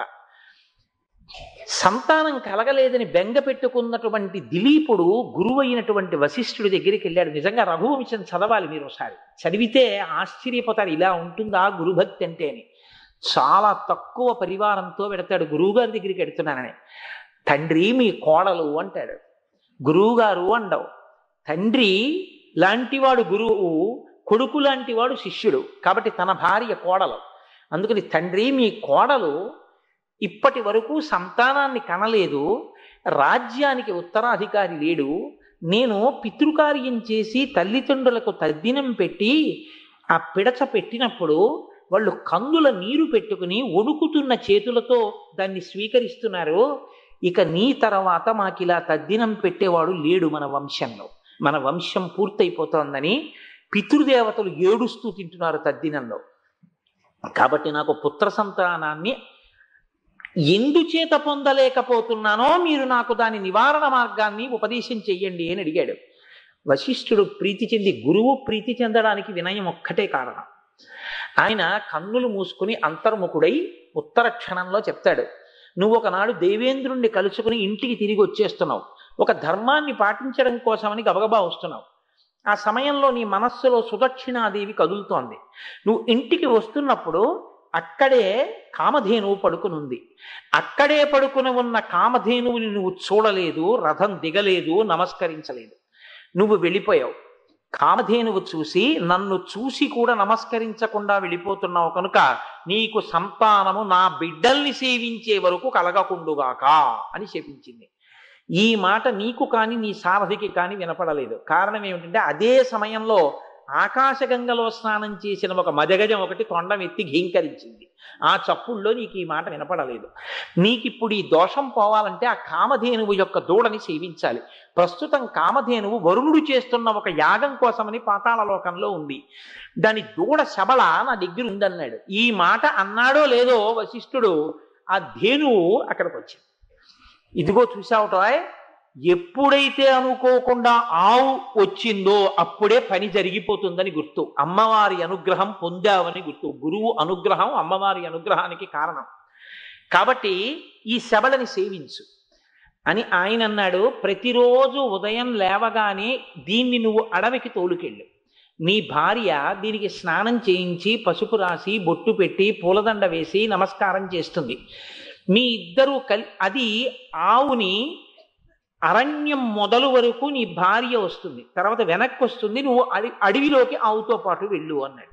ఏమి కాళిదాసకృత రఘువంశం అండి! ఆవిడ సుదక్షిణాదేవి నడుస్తుంటే కాళిదాస్ అంటారు, శృతేరివార్థం స్మృతిరన్వగచ్చత్ అంటారు. వేదమును స్మృతి ఎలా అనుసరిస్తుందో ఆవుని అలా అనుసరించారు అంటారు. అలా అనుసరించి వెళ్ళి ఆ ఆవు యొక్క దూడని నందినీ ధేనువుని సేవిస్తున్నాడు. 22వ రోజున ఆవిడ ఒక చిత్రమైన పరీక్ష పెట్టింది. ఈ ఆవు ఒక గుహలోకి వెళ్ళింది. దిలీపుడు బయట కూర్చున్నాడు. లోపల నుంచి పెద్ద అంబారావం చేసింది నందినీ ధేనువు. ఆవు అరిచేటటువంటి అరుపు గురించి వేదం ఏం చెప్తుందో తెలుసా అండి? ఆవు ఒక్కటే కంఠంలోంచి అరవదు. ఆవు అరిస్తే ఇక్కడి నుంచి అరుస్తుంది. అందుకే మీరు ఎప్పుడైనా దూడ కనపడకపోతే ఆవులు అరుస్తున్నప్పుడు చూడండి, చాలా బాధగా ఉంటుంది చూడడానికి. అదే పని మా అపార్ట్మెంట్ చుట్టూ అలాగే తిరుగుతుంటాయి. కాబట్టి అంబా అరుస్తుంటుంది. ఆ అంబా అన్నప్పుడు చూడండి డొక్కల్లోంచి కదులుతుంది. లోపల నుంచి అది బతికున్నంత కాలం అనే మాట ఒక్కటే. కష్టం అవనివ్వండి, సుఖం అవనివ్వండి, బాధ అవనివ్వండి, ఏదవనివ్వండి, అంబా అంబా అంబా అంటుంది. అంబా అంటే అమ్మా జగన్మాత, ఆవిడ్నే పిలుస్తూ ఉంటుంది ఆవు తప్ప దానికి ఇంకొక మాట తెలియదు అసలు దాని జీవితంలో. అంబా అంబాశాం భవిచంద్రమౌళిరబలా పర్ణా ఉమా పార్వతి అంటాం కదా, ఆ అంబారవం చేస్తుంది ఆవు. అందుకే వేదంలో కొన్ని మంత్రాలు ఉన్నాయి. ఆ మంత్రాలతో ఏమని పిలుస్తారంటే, ఎప్పుడు నిరంతర అంబారావములతో ఆవులు మా ఇంటి ముందు వర్ధిల్లుగాక అని అడుగుతారు. కాబట్టి ఆ అంబారావం వినపడింది లోపల నుంచి. అరేరే, నందినికి ఏదో బాధ కలిగిందని చెప్పి దిలీపుడు గబగబా లోపలికి వెళ్ళాడు. వెడితే ఒక సింహం దాని మెడ మీద కూర్చుని కురికేస్తోంది. నెత్తురు కారుతోంది. నందిని బాధపడుతోంది. ఆయన వెంటనే దిలీపుడు చేత్తో ధనస్సు పట్టుకుని బాణం తీద్దామని చెయ్యిలా పెట్టాడు. స్తంభించిపోయింది చెయ్యి. ఆయన ఆశ్చర్యపోయాడు, ఇంత పరాక్రమం ఉన్నవాడిని ఒక బాణం వెయ్యలేకపోతున్నాను ఏమిటండి. ఆ సింహం అంది, ఇది పార్వతీదేవి పెంచుకున్నటువంటి అపురూపమైన మనం. ఇక్కడ ఉన్నటువంటి ఒక దేవదారు చెట్టు దగ్గరికి ఒకనాడు ఒక ఏనుగు వచ్చి తన ఒంటి దురద పోగొట్టుకోవడం కోసమని తన కండూతి తీర్చుకోవడానికి రాసుకుంది ఒంటిని. దానికి ఉన్న బెరడు ఊడిపోయింది. కన్న కొడుక్కి దెబ్బ తగిలితే బాధపడినంత బాధపడింది పార్వతీదేవి. ఆనాడు పరమశివుడు అన్నాడు, నేను ఆయన పక్కన ఉండే కింకరుణ్ణి, నాకు ఆదేశం ఇచ్చాడు, నువ్వు ఇక్కడ సింహం రూపంలో ఉండు, ఎవరైనా ఈ చెట్ల జోలికి వస్తే నువ్వు తినేయి, అది నీకు ఆహారం అన్నాడు. నేను ఇవాళ ఆకలితో ఉన్నాను, ఈ ఆవు దొరికింది, తింటున్నాను. శివాజ్ఞ కనుక ఈ ఆవుని నేను తింటున్నప్పుడు నీ క్షాత్రం రక్షించలేదు, కాబట్టి నేను తినేస్తానండి. ఆయన అన్నాడు, శివాజ్ఞని ధిక్కరించడం ఎవ్వరి వల్ల కాదు, కానీ ఇది నా గురువు గారి సొత్తు, ఈ నందినీ ధేనువు. నా గురువు నేను రక్షిస్తానన్న నమ్మకంతో నాకు అప్పచెప్పారు. శివాజ్ఞే కావచ్చు, సింహం ఆవుని తినేసిందని నేను వెనక్కి వెళ్ళకూడదు, ఆవుకి బదులు నన్ను తినేసి ఆవుని విడిచిపెట్టేసేయాలి. అంటే ఆ సింహం అంది, నువ్వు ప్రభువువి, నువ్వు తలుచుకుంటే దేవుని సింహం తినేసిందని చెప్పి 1,000,000 ఆవులు మీ గురువు గారికి ఇవ్వచ్చు. అంతేకాని నువ్వు నీ శరీరం పోగొట్టుకోవడం ఎందుకు? పిచ్చివాడా, అమాయకత్వంతో మాట్లాడుతున్నావు, నేను ఈ ధేనువుని తింటానని. అంటే ఆయన అన్నాడు, అన్నిటికన్నా ప్రపంచంలో చాలా గొప్ప విషయం ఇది అంటే గురువుని సేవించడమే. నువ్వు నీ ప్రభువు మాటకి కట్టుబడి ఇక్కడికి వచ్చిన ఆవుని తింటున్నావు. నేను నా గురువు గారి మాటకి కట్టుబడి ఈ ఆవుని రక్షించాలి. గురువు మాటకి కట్టుబడి నేను నా ప్రాణం వదిలితే పరమశివుడు కూడా సంతోషిస్తాడు. కాబట్టి నువ్వు నన్ను తినేయి, ఆవును వదిలేయి అంది. అంటే సింహం అంది, సరే విడిచిపెడతాను, నిన్ను తింటానన్న ఆవును వదిలింది. ఆయన వెంటనే నేల మీద సింహం తినేయడానికి వీలుగా కూర్చున్నాడు తల వంచి. కానీ సింహం ఎంతకీ దూకట్లేదు. ఇలా చూశాడు కన్నులెత్తి. చూసేసరికి నందిదేధేనువు ఆయన పక్కకే వచ్చి నిలబడి, దిలీప చక్రవర్తి, నీ యొక్క గురు భక్తిని, నందినీధేనువనైన నా పట్ల నీకున్న గౌరవాన్ని పరిశీలించడానికి ఈ పరీక్ష పెట్టాను. నీకేం కావాలో కోరుకోండి. వంశోద్ధారకుడు, గొప్ప కీర్తి కలవాడు, ఈ భూమండలాన్ని గొప్పగా పరిపాలించగలిగినటువంటి పరమ సమర్థుడైనటువంటి కుమారుణ్ణి నాకు కటాక్షించమని అడిగాడు. తప్పకుండా కటాక్షిస్తాను, నా పాలు పితుక్కుని దోసిట్లో పోసుకుని నోట్లోకి పుచ్చుకోవాలి. ఆయన అన్నాడు, అలా పుచ్చుకోవాలి. నీవు నా గురువు గారి ధేనువువి. మా గురువు గారు నీ పాలతో స్వాహాకార వషత్కారాలు చేస్తాడు. ఆయన అగ్ని కార్యానికి సరిపోయిన పాలు పోగా గురువుగారు, ఒరే ఇప్పుడు నువ్వు పిండుకు తాగరా అంటే తాగుతాను తప్ప ఆ గురువు గారికి చెందిన ఆవుకి సంబంధించిన పాల మీద నా సొంత అధికారం లేదు. నువ్వే తాగమన్నా నేను తాగకూడదు. గురువు గారికి చెప్తాను, గురువు గారు తాగమన్నప్పుడు తాగుతానన్నాడు. ఏవి గురుభక్తయా దిలీప, పొంగిపోతున్నాను పదాన్ని. త్యాగాయ సమృతార్థానాం సత్యాయ మితభాషినాం. చాలా తక్కువగా మాట్లాడతాడు, చేతకాక కాదు. ఎక్కువ మాట్లాడితే గబుక్కుని ఏదైనా మాట అంటే నిలబెట్టగలనో నిలబెట్టలేను అని. సత్యాయ మితభాషిణాం యశసే విజిగీషూణాం. అనేకమైనటువంటి దండయాత్రలు చేస్తాడు. దేని కొరకు చేస్తాడు అంటే యశస్సు కొరకు. రాజుకి యశస్సు పొందాలి. ఆపదలందు ధైర్యగుణ మంచిత సంపదలందు దాల్మియున్ భూపసభాంతరాళమున పుష్కళ వాక్చతురత్వమాది బాహాపటు శక్తియున్ యశమునంద అనురక్తియు ప్రకృతి సిద్ధగుణంబులు సజ్జనాళి కిందంటాడు భర్తృహరి. కీర్తి ఉండాలన్న కోరిక మంచి వ్యక్తికి ఉంటుంది. కాబట్టి యశసే విజిగీషూణాం, కీర్తి కోసమని ఆయన దండయాత్ర చేస్తుంటాడు. ప్రజాయి గృహమీచినాం, భార్యతో కలిసి సంసారంలో ఎందుకుంటాడు అంటే పుత్ర సంతానాన్ని పొందడం కోసం, సంతానాన్ని పొందడం కోసం తప్ప కేవలం కామోపభోగం కోసం భార్యతో కలిసి ఉండే లక్షణం ఉన్నవాడు కాడు. ఈ 4 గొప్ప లక్షణములు ఉన్నవాడు రఘువు కనుక ఇక్ష్వాకు వంశం రఘువు పుట్టిన తర్వాత రఘువంశమైంది అన్నారు. అంత గొప్ప రఘుమహారాజు గారు ఎలా పుట్టారు అంటే ఒక ఆవుని సేవిస్తే పుట్టారు. ఆవుని సేవిస్తే, నేను యథార్థం చెప్తున్నాను మీకు, అత్యంత పవిత్రమైనటువంటి స్థలాలు లోకంలో 2 ఉంటాయి. ఏమిటో తెలుసా అండి? ఒకటి గోష్టం, ఇంకొకటి కూడా అంతే గోష్టం. ఒకటి ఆవులు తిరిగే ప్రదేశం. ఆవులు తిరిగే ప్రదేశంలోకి వెళ్ళి కూర్చుని మీరు జపం చేశారనుకోండి, అది 1,000,000 రెట్లు సిద్ధినిచ్చేస్తుంది. నేను అందుకే గుంటూరు శృంగేరి శారదాపీఠానికి ఉపన్యాసాలకు వెడితే ఎప్పుడూ ఆ గోశాలలోనే కూర్చుంటాను. నేను, నాతో పాటు మా ప్రసాద్ బాబు గారు ఆ గోవులన్నీ కడగడం, పసుపులు రాయడం, బొట్లు ఎట్టడం, అందులో కూర్చుని విష్ణుసహస్రనామ స్తోత్రం చదువుకుంటూ ఉండడం, ఎప్పుడూ అక్కడే కూర్చుంటుంటాం ఎక్కువగాను. అయితే ఆ బిల్వవృక్షం కిందకి వెళ్ళి కూర్చుని జపం చేసుకుంటూ ఉంటాం. కాబట్టి 2, ఎప్పుడూ భగవద్భక్తితో రమించిపోయి భగవంతుడి గురించే మాట్లాడేటటువంటి నోరు. ఈ 2 పరమ పవిత్రాలు లోకంలో. కాబట్టి గోష్టం అన్నది అంత గొప్పది, ఆవుకి గోశాల కట్టడం అన్నది అంత గొప్పది. కాబట్టి ఇప్పుడు ఇంత గొప్ప వ్యక్తి ఎలా పుట్టాడు అంటే ఆవుని సేవించడం వల్ల పుట్టాడు. మీకు రామాయణ భారత భాగవతాల్లో ఆవుని సేవించి ధన్యులైపోయిన మహానుభావులు ఎంతమంది ఉన్నారో తెలుసా? భాగవతంలో అక్రూరుడు అని ఉన్నాడు. శ్రవణం కీర్తనం విష్ణోహ స్మరణం పాదసేవనం అర్చనం వందనం దాస్యం సఖ్యం ఆత్మనివేదనం అని భక్తి 9 విధములు. శ్రవణం అంటే వినడం, వినడానికి పరీక్షిత్. కీర్తనం శ్రీశుకుడు, విష్ణోహ స్మరణం ప్రహ్లాదుడు, పాదసేవనం తల్లి లక్ష్మీదేవి, అర్చనం పృథుమహారాజు, వందనం అక్రూరుడు, అర్చనం వందనం దాస్యం హనుమ, సఖ్యం అర్జునుడు, ఆత్మనివేదనం బలిచక్రవర్తి. 9 భక్తులకి 9 మంది ప్రతినిధులు. అందులో వందనం నమస్కారానికి అక్రూరుడు. అంత భక్తి అక్రూరుడికి ఎలా వచ్చింది అని అడిగారు. అడిగితే అక్రూరుడి తండ్రి పేరు శ్వఫల్కుడు, తల్లి పేరు గాంధిని.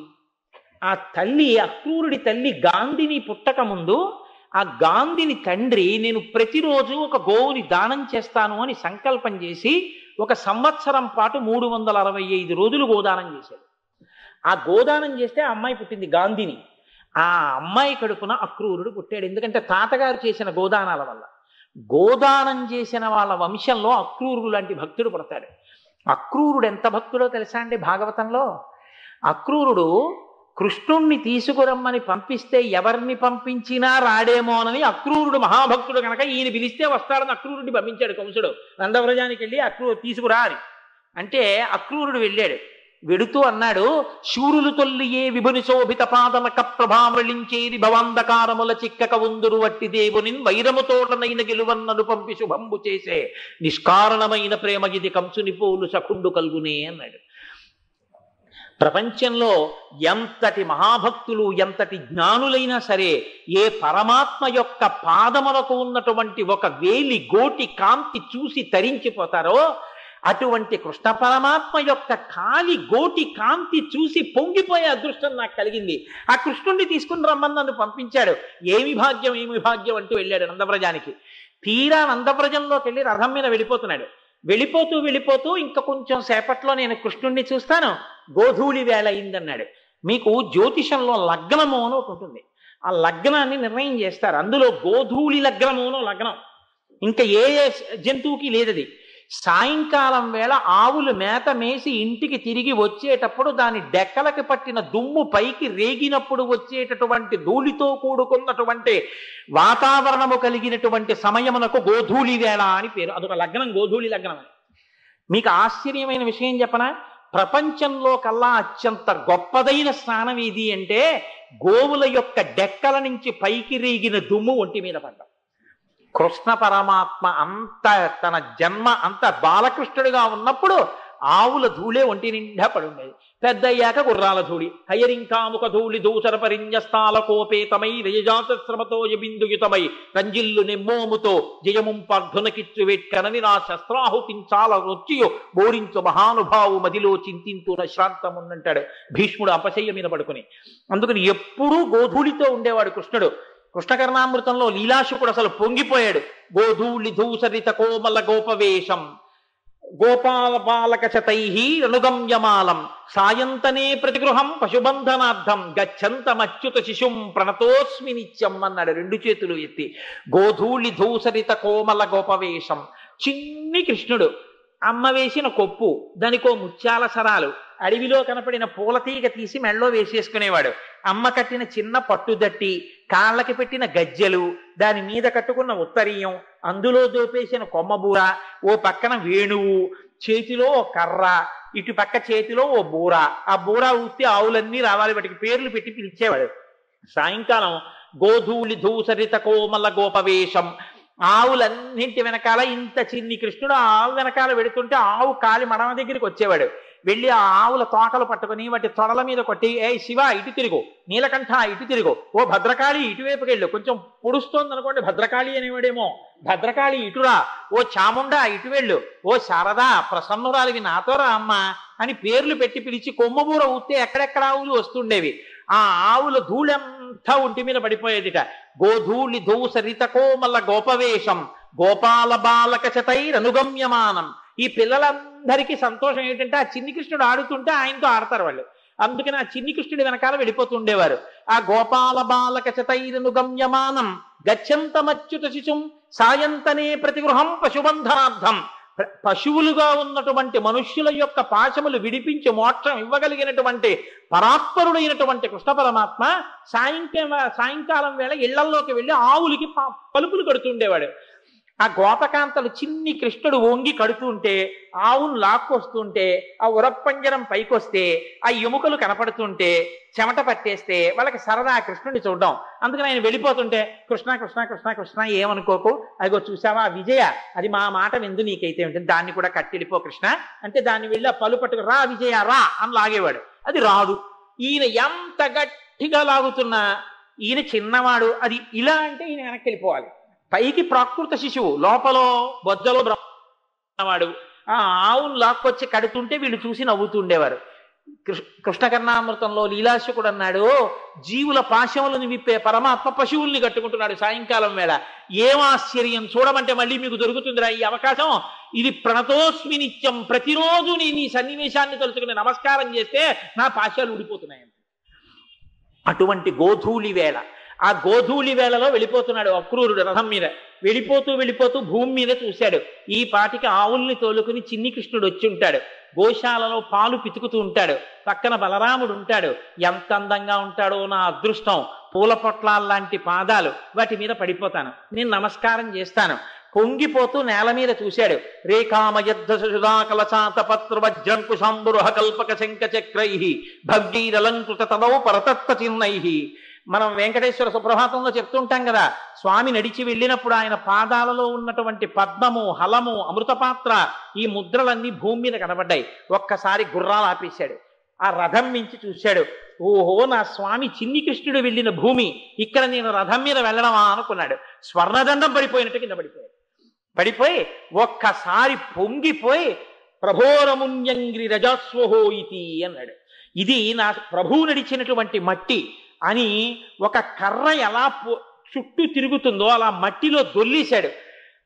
తద్దర్శనార్థాయ నివృద్ధ సంభ్రమ ప్రేమ్నోర్ధరోమా సుశలాకులేక్షణ రథాధవస్కంజ సతీష్వచేష్టత ప్రభోరముంజంగిరి రజస్వహో ఇతి అంటాడు వ్యాసుడు మూలంలో. ఆ నేల మీద పడిపోయి ఆ మట్టిలో దొల్లేసి ఆ మట్టి అంతా ఒంటికి పట్టేసి ఆ గోశాలలోకి వెళ్ళేటప్పటికి పాలు పితుకుతున్న చిన్ని కృష్ణుణ్ణి చూశాడు. ఎంత పొంగిపోయాడో. సరే మాట్లాడాడు, రమ్మన్నాడు, వచ్చేస్తానన్నాడు.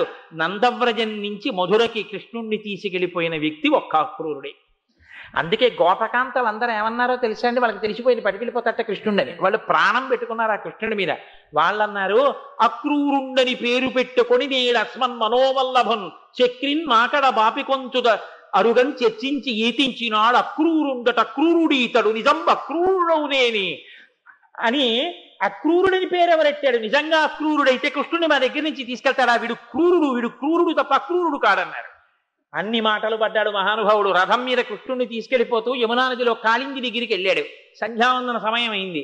స్నానం చేసి వస్తాను కృష్ణ బలరామ ఇలాగే కూర్చోండి అన్నాడు. అలాగే కూర్చుంటాం అన్నారు. వెళ్ళి యమునా నదిలో మునక వేశాడు. ఇలా నీళ్లలో మునక వేసేటప్పటికీ ఆయనకి లోపల బలరామకృష్ణులు ఇద్దరూ కూడా సాక్షాత్తు పరాత్పరుడిగా దర్శనమిచ్చారు. ఇదేమిటని నీళ్లలోంచి పైకి లేచి వెనక్కి తిరిగి చూశాడు. రథం మీదే కూర్చున్నారు. మీరు నీళ్లల్లోకి ఎప్పుడు వచ్చారని అడిగాడు. నేను రావడం ఏమిటి, ఇక్కడ కూర్చోమన్నావుగా కూర్చున్నామన్నాడు. ఓహో, పరమాత్మ లీలా అనుకున్నాడు. మళ్ళీ మునిగాడు. భాగవతంలో ఎవరూ పొందని దర్శనాన్ని అక్రూరుడు పొందాడు. నీళ్లల్లో తల ఉంచి నీళ్లల్లో ములిగి. పోతన గారు వేశారు పద్యాలు అక్కడ. ఆ భోగి భోగ పర్యంక మధ్యంబున వలనప్ప పచ్చని వలువవా అని. మహానుభావుడు ఆ మేఘమండలమున మెరుగుచందంబున ఉరమున శ్రీదేవి ఒప్పువా అని. ముసరు తేటల నొప్ప ముఖ చతుష్కముకల బాలుడాడి బొడ్డు దమ్మివా అని. కదలిన బాహుపద క్రమంబున రమమసూపెడి నూపు రములవా అని. జలజ భవ రుద్ర సనక సనందన సనత్కుమార సద్విజామర ప్రశస్తమాన శ్రేష్ఠుడైనవా అని. సౌందర్య ఖనియైనవా అని ఒక్క పురుషోత్తమునిగాంచే అన్నారు.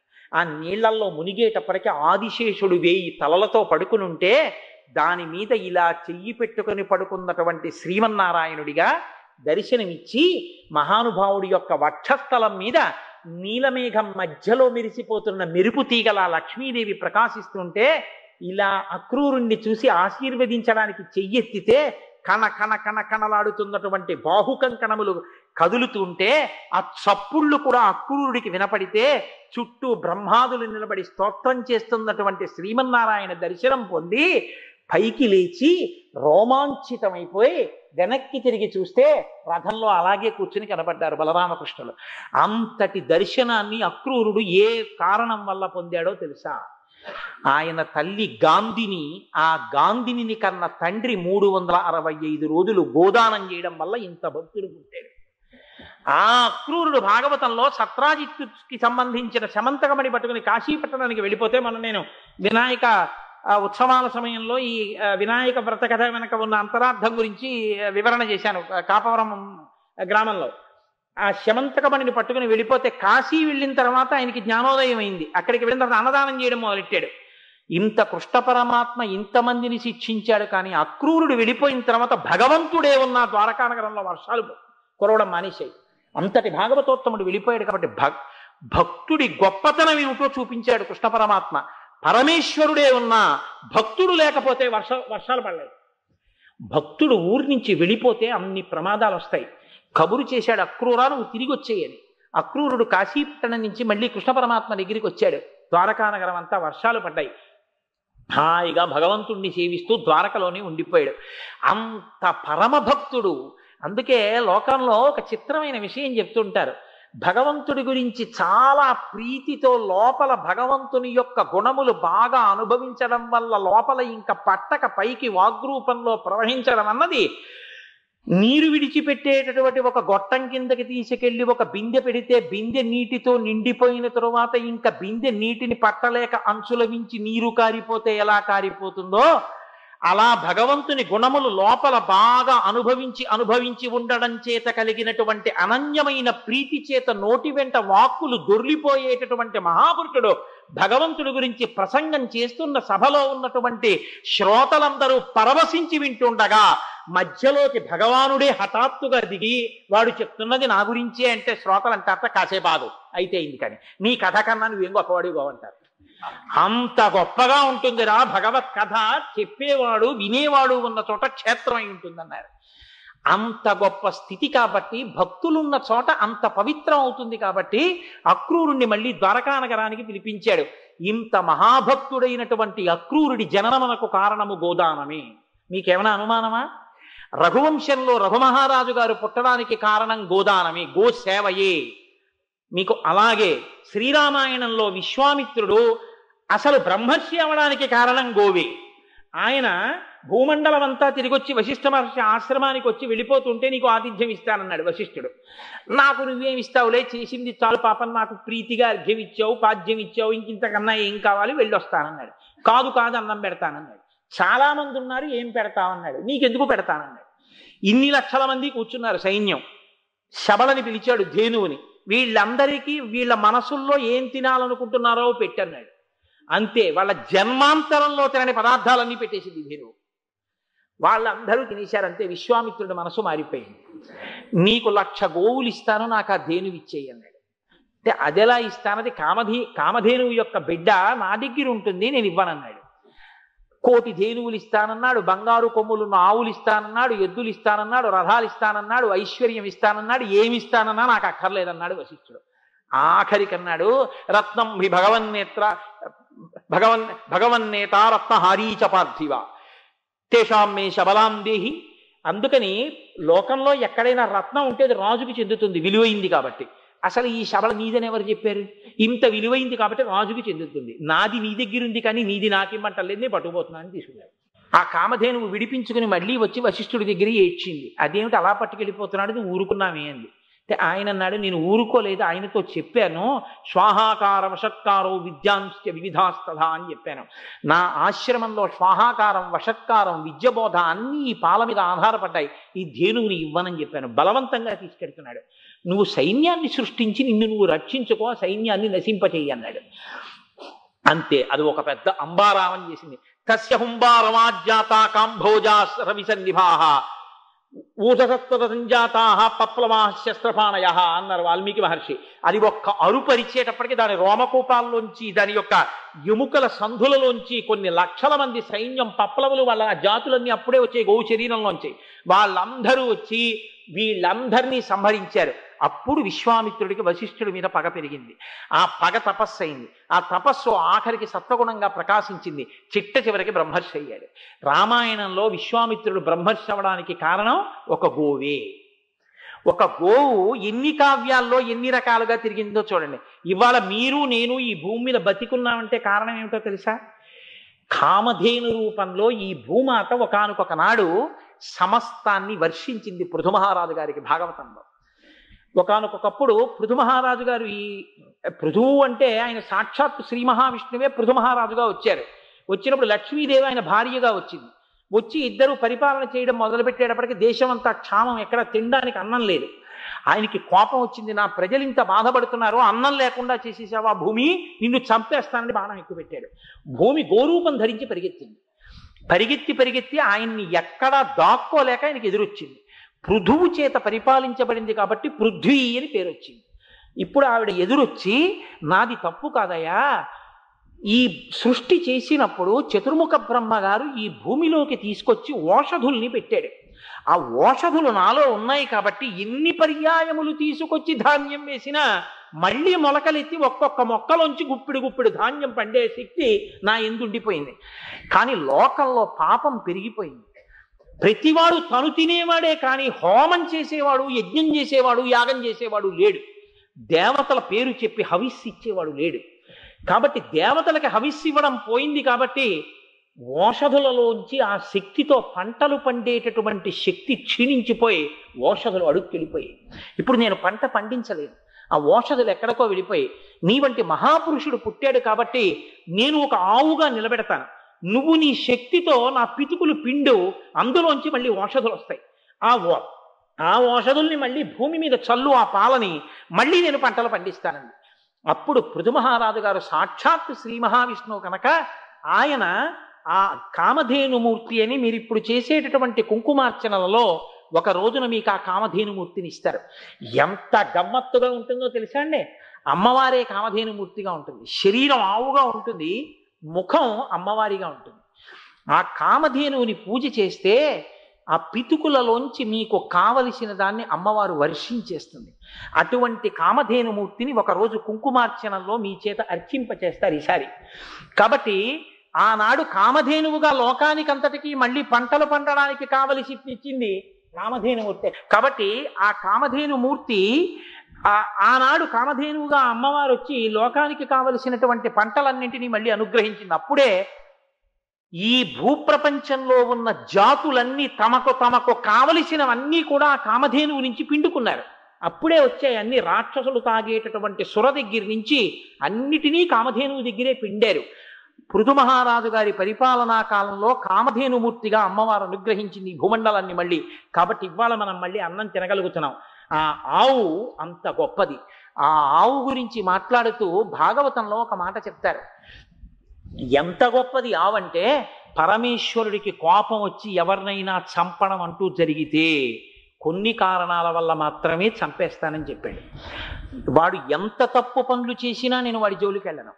వాడు చెయ్యకూడని పనులు కొన్ని ఉన్నాయి, అవి చేస్తే మాత్రం నేను ఇక వాడిని ఉంచడం అన్నది జరగదు, దారుణంగా చంపుతానని చెప్పాడు. హింస చేసి చంపేస్తాను. ఎప్పుడో తెలుసా?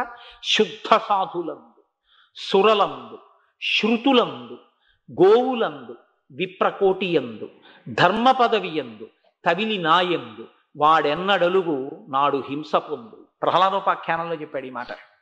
శ్రీమన్నారాయణుడి దగ్గరికి దేవతలు ప్రార్థన చేస్తే ఈ పరిస్థితులు ఎప్పుడు వస్తే అప్పుడు చంపేస్తానా చేసిన వాడిని అని చెప్పాడు. మొట్టమొదటి శుద్ధ సాధులందు, భగవంతుణ్ణి నమ్ముకున్న వాడి జోలికెడితే నిష్కారణంగా చచ్చిపోతాం. ఎంతమందో అలా పడిపోయిన వాళ్ళు ఉన్నారు లోకంలో. శుద్ధ సాధులందు, సురలందు, దేవతల్ని నింద చేసి యజ్ఞయాగాది క్రతువుల్ని విమర్శించడం మొదలెడితే ఇబ్బందులు వస్తాయి. శృతులందు, వేదం జోలికెడితే ఇబ్బంది వస్తుంది. విప్రకోటి యందు, భగవంతుణ్ణి నమ్ముకుని ఆరాధన చేసేటటువంటి పరమభక్తులైన వాళ్ళ జోలికెడితే ఇబ్బంది వస్తుంది. విప్రకోటి యందు, ధర్మ పదవి యందు, ధర్మానికి వ్యతిరేకంగా ప్రవర్తించడం మొదలు పెడితే తగిలి నాయందు, చిట్ట చివరికి అదే పనిగా భగవంతుడిని నింద చేయడం మొదలు పెడితే వాణ్ణి నేను చూసి చూసి చూసి చంపేయవలసి వస్తుందని చెప్పాడు భగవానుడు. ఆయన కోపానికి కారణాలు. కాబట్టి ఆవు జోలికి వెళ్ళకూడదు. ఆవు అనేటటువంటిది అంత పవిత్రమైన మూర్తి. ఆవు గురించి భాగవతంలో పరీక్షిత్ ఒక మాట చెప్తాడు. వాచివియైన గడ్డి తిని వాహినిలందు జలంబు తాగగా నీ చరణంబులెవ్వడుటి నిర్దలితంబుగా చేసే వాడు తా ఖేచరుడైన వాని మణికీలత యుక్త బాహులన్ ఇట్టని వేచివేయితూ వినువీధికి నేగిన నేలదాగినన్ అన్నాడు. ఎవరిని ఏమడిగావు నువ్వు? ఒక ఆవు, ఒక ఎద్దు ఎవరిని ఏం అడగలేదు. నీకక్కర్లేని గడ్డెత్తింది, నీకక్కర్లేనటువంటి నీళ్ళెత్తాగింది, నిన్ను ఆధ్యాత్మికంగా లౌకికంగా పోషించడం కావలసిన పాలు నీకిచ్చింది. అటువంటి ఆవు ఏం చేసిందని ఆవు జోలికెళ్ళి ఆవుని తన్నావు, ఏం చేసిందని ఎద్దు కాళ్ళు నరికావు. కాబట్టి ఈ పని ఎవడు చేశాడో వాడు ఎంత మొనగాడైనా సరే, మణులతో కూడిన బాహువులున్నవాడైనా సరే, వాడి బాహువులు నరికి వాడు పైలోకాల్లో ఉన్న కింద లోకాల్లో ఉన్న చంపేస్తానన్నాడు పరీక్షిత్. చంద్రవంశ ప్రభువు కనుక ధర్మానికి అలా నిలబడిపోయాడు. నిలబడిపోయి ఆవుతో ఒక మాట అంటాడు, సాధువులకు జంతువులకు హాని చేసేది దుర్మార్గుల భంజింపని రాజార్థము ఆయువు స్వర్గము శ్రీ ధనము వీటిపోవు సిద్ధము తల్లి అన్నాడు. ఆవుల జోలికి ఎద్దుల జోలికి వెళ్ళి వాటిని నిష్కారణంగా చంపేసేటటువంటి వాళ్ళని అదుపు చెయ్యడం రాజు యొక్క విధి. అలా చెయ్యనటువంటి రాజు యొక్క ఆయుర్దాయము, ఊర్ధ్వలోక ప్రాప్తి, ధనము నశించిపోతాయమ్మా. అందుకని నేను శిక్ష వెయ్యాలనుకుంటున్నానని చెప్పాడు. ఆవు ఎద్దు అంత గొప్పవి. ఇక ఈ ఆవు అన్న ప్రసంగం ఇలా నేను చేస్తూ వెడితే దానికి అంతే ఎక్కడ ఉంటుంది? 11 రోజులు ఆవు గురించే ఉంటుంది ప్రసంగం. కానీ ఒక్క మాట చెప్పి పూర్తి చేస్తా. ఈ మాట అంటే నాకు ఒకటి గుర్తొస్తోంది. అసలు కలియుగంలో కలవు వెంకటనాయక. కలియుగంలో అసలు మొట్టమొదట ఏది రక్షింపబడాలో చెప్పిన వాడు వెంకటేశ్వరుడు. ఎక్కడ చెప్పాడు? ఒకానొకప్పుడు వెంకటేశ్వరుడు లక్ష్మీదేవిని వెతుక్కుంటూ దక్షిణ భారతదేశానికి వచ్చేసి ఎక్కడో వెంకటాచల పర్వతంలో ఒక పుట్టలో కూర్చుని ఉన్నాడు. ఆయన్ని ఎలా వెతకాలో తెలియక భవిష్యోత్తర పురాణంలో చెప్తారు ఈ రహస్యాన్ని. బ్రహ్మ ధేను శివో వత్స, తర్వాత గోపాలీ కమలాలయా. బ్రహ్మగారు ఆవుగా మారాడు, శివుడు దూడగా మారాడు. సాక్షాత్తు కరవీరపురంలో ఉన్నటువంటి లక్ష్మీదేవి ఆ ఆవుని మేపేటటువంటి గోపకాంతగా మారింది. ముగ్గురు కలిసి నారాయణపురానికి వచ్చారు. నారాయణపురాన్ని పరిపాలిస్తున్నటువంటి రాజుగారు ఆవుని దూడని చూసి చాలా ముచ్చటగా ఉన్నాయని అమ్మమ్మని అడిగితే ఆవిడ అమ్మేసి వెళ్ళిపోయింది కరవీరపురం. ఇప్పుడు అమ్మేసింది ఎవరిని అమ్మేసింది? బ్రహ్మగారిని, శివుణ్ణి అమ్మేసింది. అమ్మేస్తే రాజుగారు సంతోషంగా కొనుక్కుని పాలు పిండుకుంటున్నాడు. చాలా పాలిస్తోంది, పొంగిపోతున్నాడు రోజు ఆవుని. ఓ చాలా గొప్ప ఆవురా, మనకు బాగా పాలిస్తోంది అనుకున్నాడు. బ్రహ్మగారు వచ్చింది ఎందుకు? ఎక్కడున్నాడో వెంకటేశ్వరుడు వెతుక్కోవడానికి వచ్చాడు. ఆయన రోజు పర్వతం మీదకి తీసుకెళ్లేవారు. పర్వతం మీద మేతమేస్తున్నట్టుగా వెతుకుతూ ఉండేవాడు, ఎక్కడున్నాడు తపస్సు చేస్తోని. ఓ రోజున ఓ పుట్ట దగ్గరికి వెళ్ళి చూశాడు. పుట్ట లోపల కూర్చుని ఉన్నాడు శ్రీనివాసుడు. ఓహో తండ్రి ఇక్కడున్నావా అన్నాడు. చాలా సంతోషపడిపోయి ఆ పుట్ట మీదకెక్కి పితుగులు పుట్టలోకి పెట్టి వాల్మీకస్తం హరిజ్ఞాత్వా తుతోష మనసా విధి అన్నారు భవిష్యోత్తర పురాణంలో. ఆ పుట్టలో ఉన్న శ్రీనివాసుడిని చూసి పొంగిపోయాడు బ్రహ్మగారు, పాలు తెలిసాడు. లోపల కూర్చున్న శ్రీనివాసుడు ఓహో మన బ్రహ్మగారు వచ్చాడు రా అని నోరు చేసి పాలు తాగేశాడు. ఇంటికి వెళ్ళి పాలివ్వడం మానేసింది ఆవు. ఆవు పాలివ్వడం మానేస్తే రాజుగారి భార్య కోపం వచ్చింది. ఆవిడకి అదే పనిలో ఉంది, రోజు ఆవులు పాలిన్నో కూడా చూసుకునేదిలా ఉంది ఆవిడ. కాబట్టి ఇప్పుడు ఆవిడ ఈ ఆవు పాలు ఎందుకు ఇవ్వట్లేదు, నువ్వు తాగేస్తున్నావని ఆ గోపాల బాలకుడిని పట్టుకుని తోలుతో చేసినటువంటి ఒక పటకా పట్టుకుని కొట్టింది ఆవిడ. కొట్టిస్తే వాడు బాధపడి ఈ ఆవు చేసినటువంటి దాష్టీకం కాదు కానీ నాకు ఇబ్బంది వచ్చింది, చంపేస్తానంటోంది ఆవు పాలివ్వకపోతే ఇది ఏం చేస్తోందని మర్నాడు నుంచి ఆవు వెంట తిరగడం మొదలెట్టాడు. ఈ ఆవు వెళ్ళి పుట్టలో పాలు తెలియడం చూశాడు. ఓసి ఆవా, నువ్వేమో పుట్టలో పాలు తెలిస్తున్నావు, ఆవిడేమో నన్ను కొట్టింది నేను తాగేశానని అని కోపం వచ్చేసి చేతిలో ఉన్న గొడ్డలి తీసి ఆవు మీదకి విసిరేశాడు. ఆవుకి ఎక్కడ గొడ్డలి తగులుతుందో గోబ్రాహ్మణేభ్య శుభమస్తు నిత్యం లోకా సమస్తా సుఖినో భవంతు. చిత్రం చూశారా? లోకం జాగ్రత్తగా ఉండాలంటే ముందేవి బతికుండాలి. బ్రాహ్మణుల పేరు కూడా ఎత్తలేదు వేదం, గోవుల పేరు చెప్పింది. ఆ గోవులు లేకపోతే, ఆవు పాలు లేకపోతే, పెరుగు లేకపోతే, ఆవు పాలు పెరుగు నెయ్యి, ఆవు యొక్క పంచగవ్యాల్లో ఆవు యొక్క మూత్రం, ఆవు యొక్క పేడ, ఈ 5 లేకపోతే, అందున ప్రత్యేకించి ముందు పాలు పెరుగు నెయ్యి లేకపోతే ఏం పెట్టి బ్రాహ్మణుడు మాత్రం హోమం చేస్తాడు, ఏం పెట్టి యజ్ఞం చేస్తాడు, ఏం పెట్టి అభిషేకం చేస్తాడు? ఈ 3 ఉండాలి అంటే ఆవు ఉండాలి. ఆవు ఉంటే బ్రాహ్మణ్యం ఏమైనా చేస్తుంది, ఓ హోమం చేస్తుంది. సుబ్రహ్మణ్య శర్మ గారికి ఎన్ని మంత్రాలైనా వచ్చి ఉండొచ్చు, రేపు పొద్దున చండీ హోమం ఏం చేస్తారు? ఆవు నెయ్యి లేకపోతే. ఆవు నెయ్యి ఉంటే కదా సమిధ తీసుకెళ్లి ఆ హోమంలో వేయడం.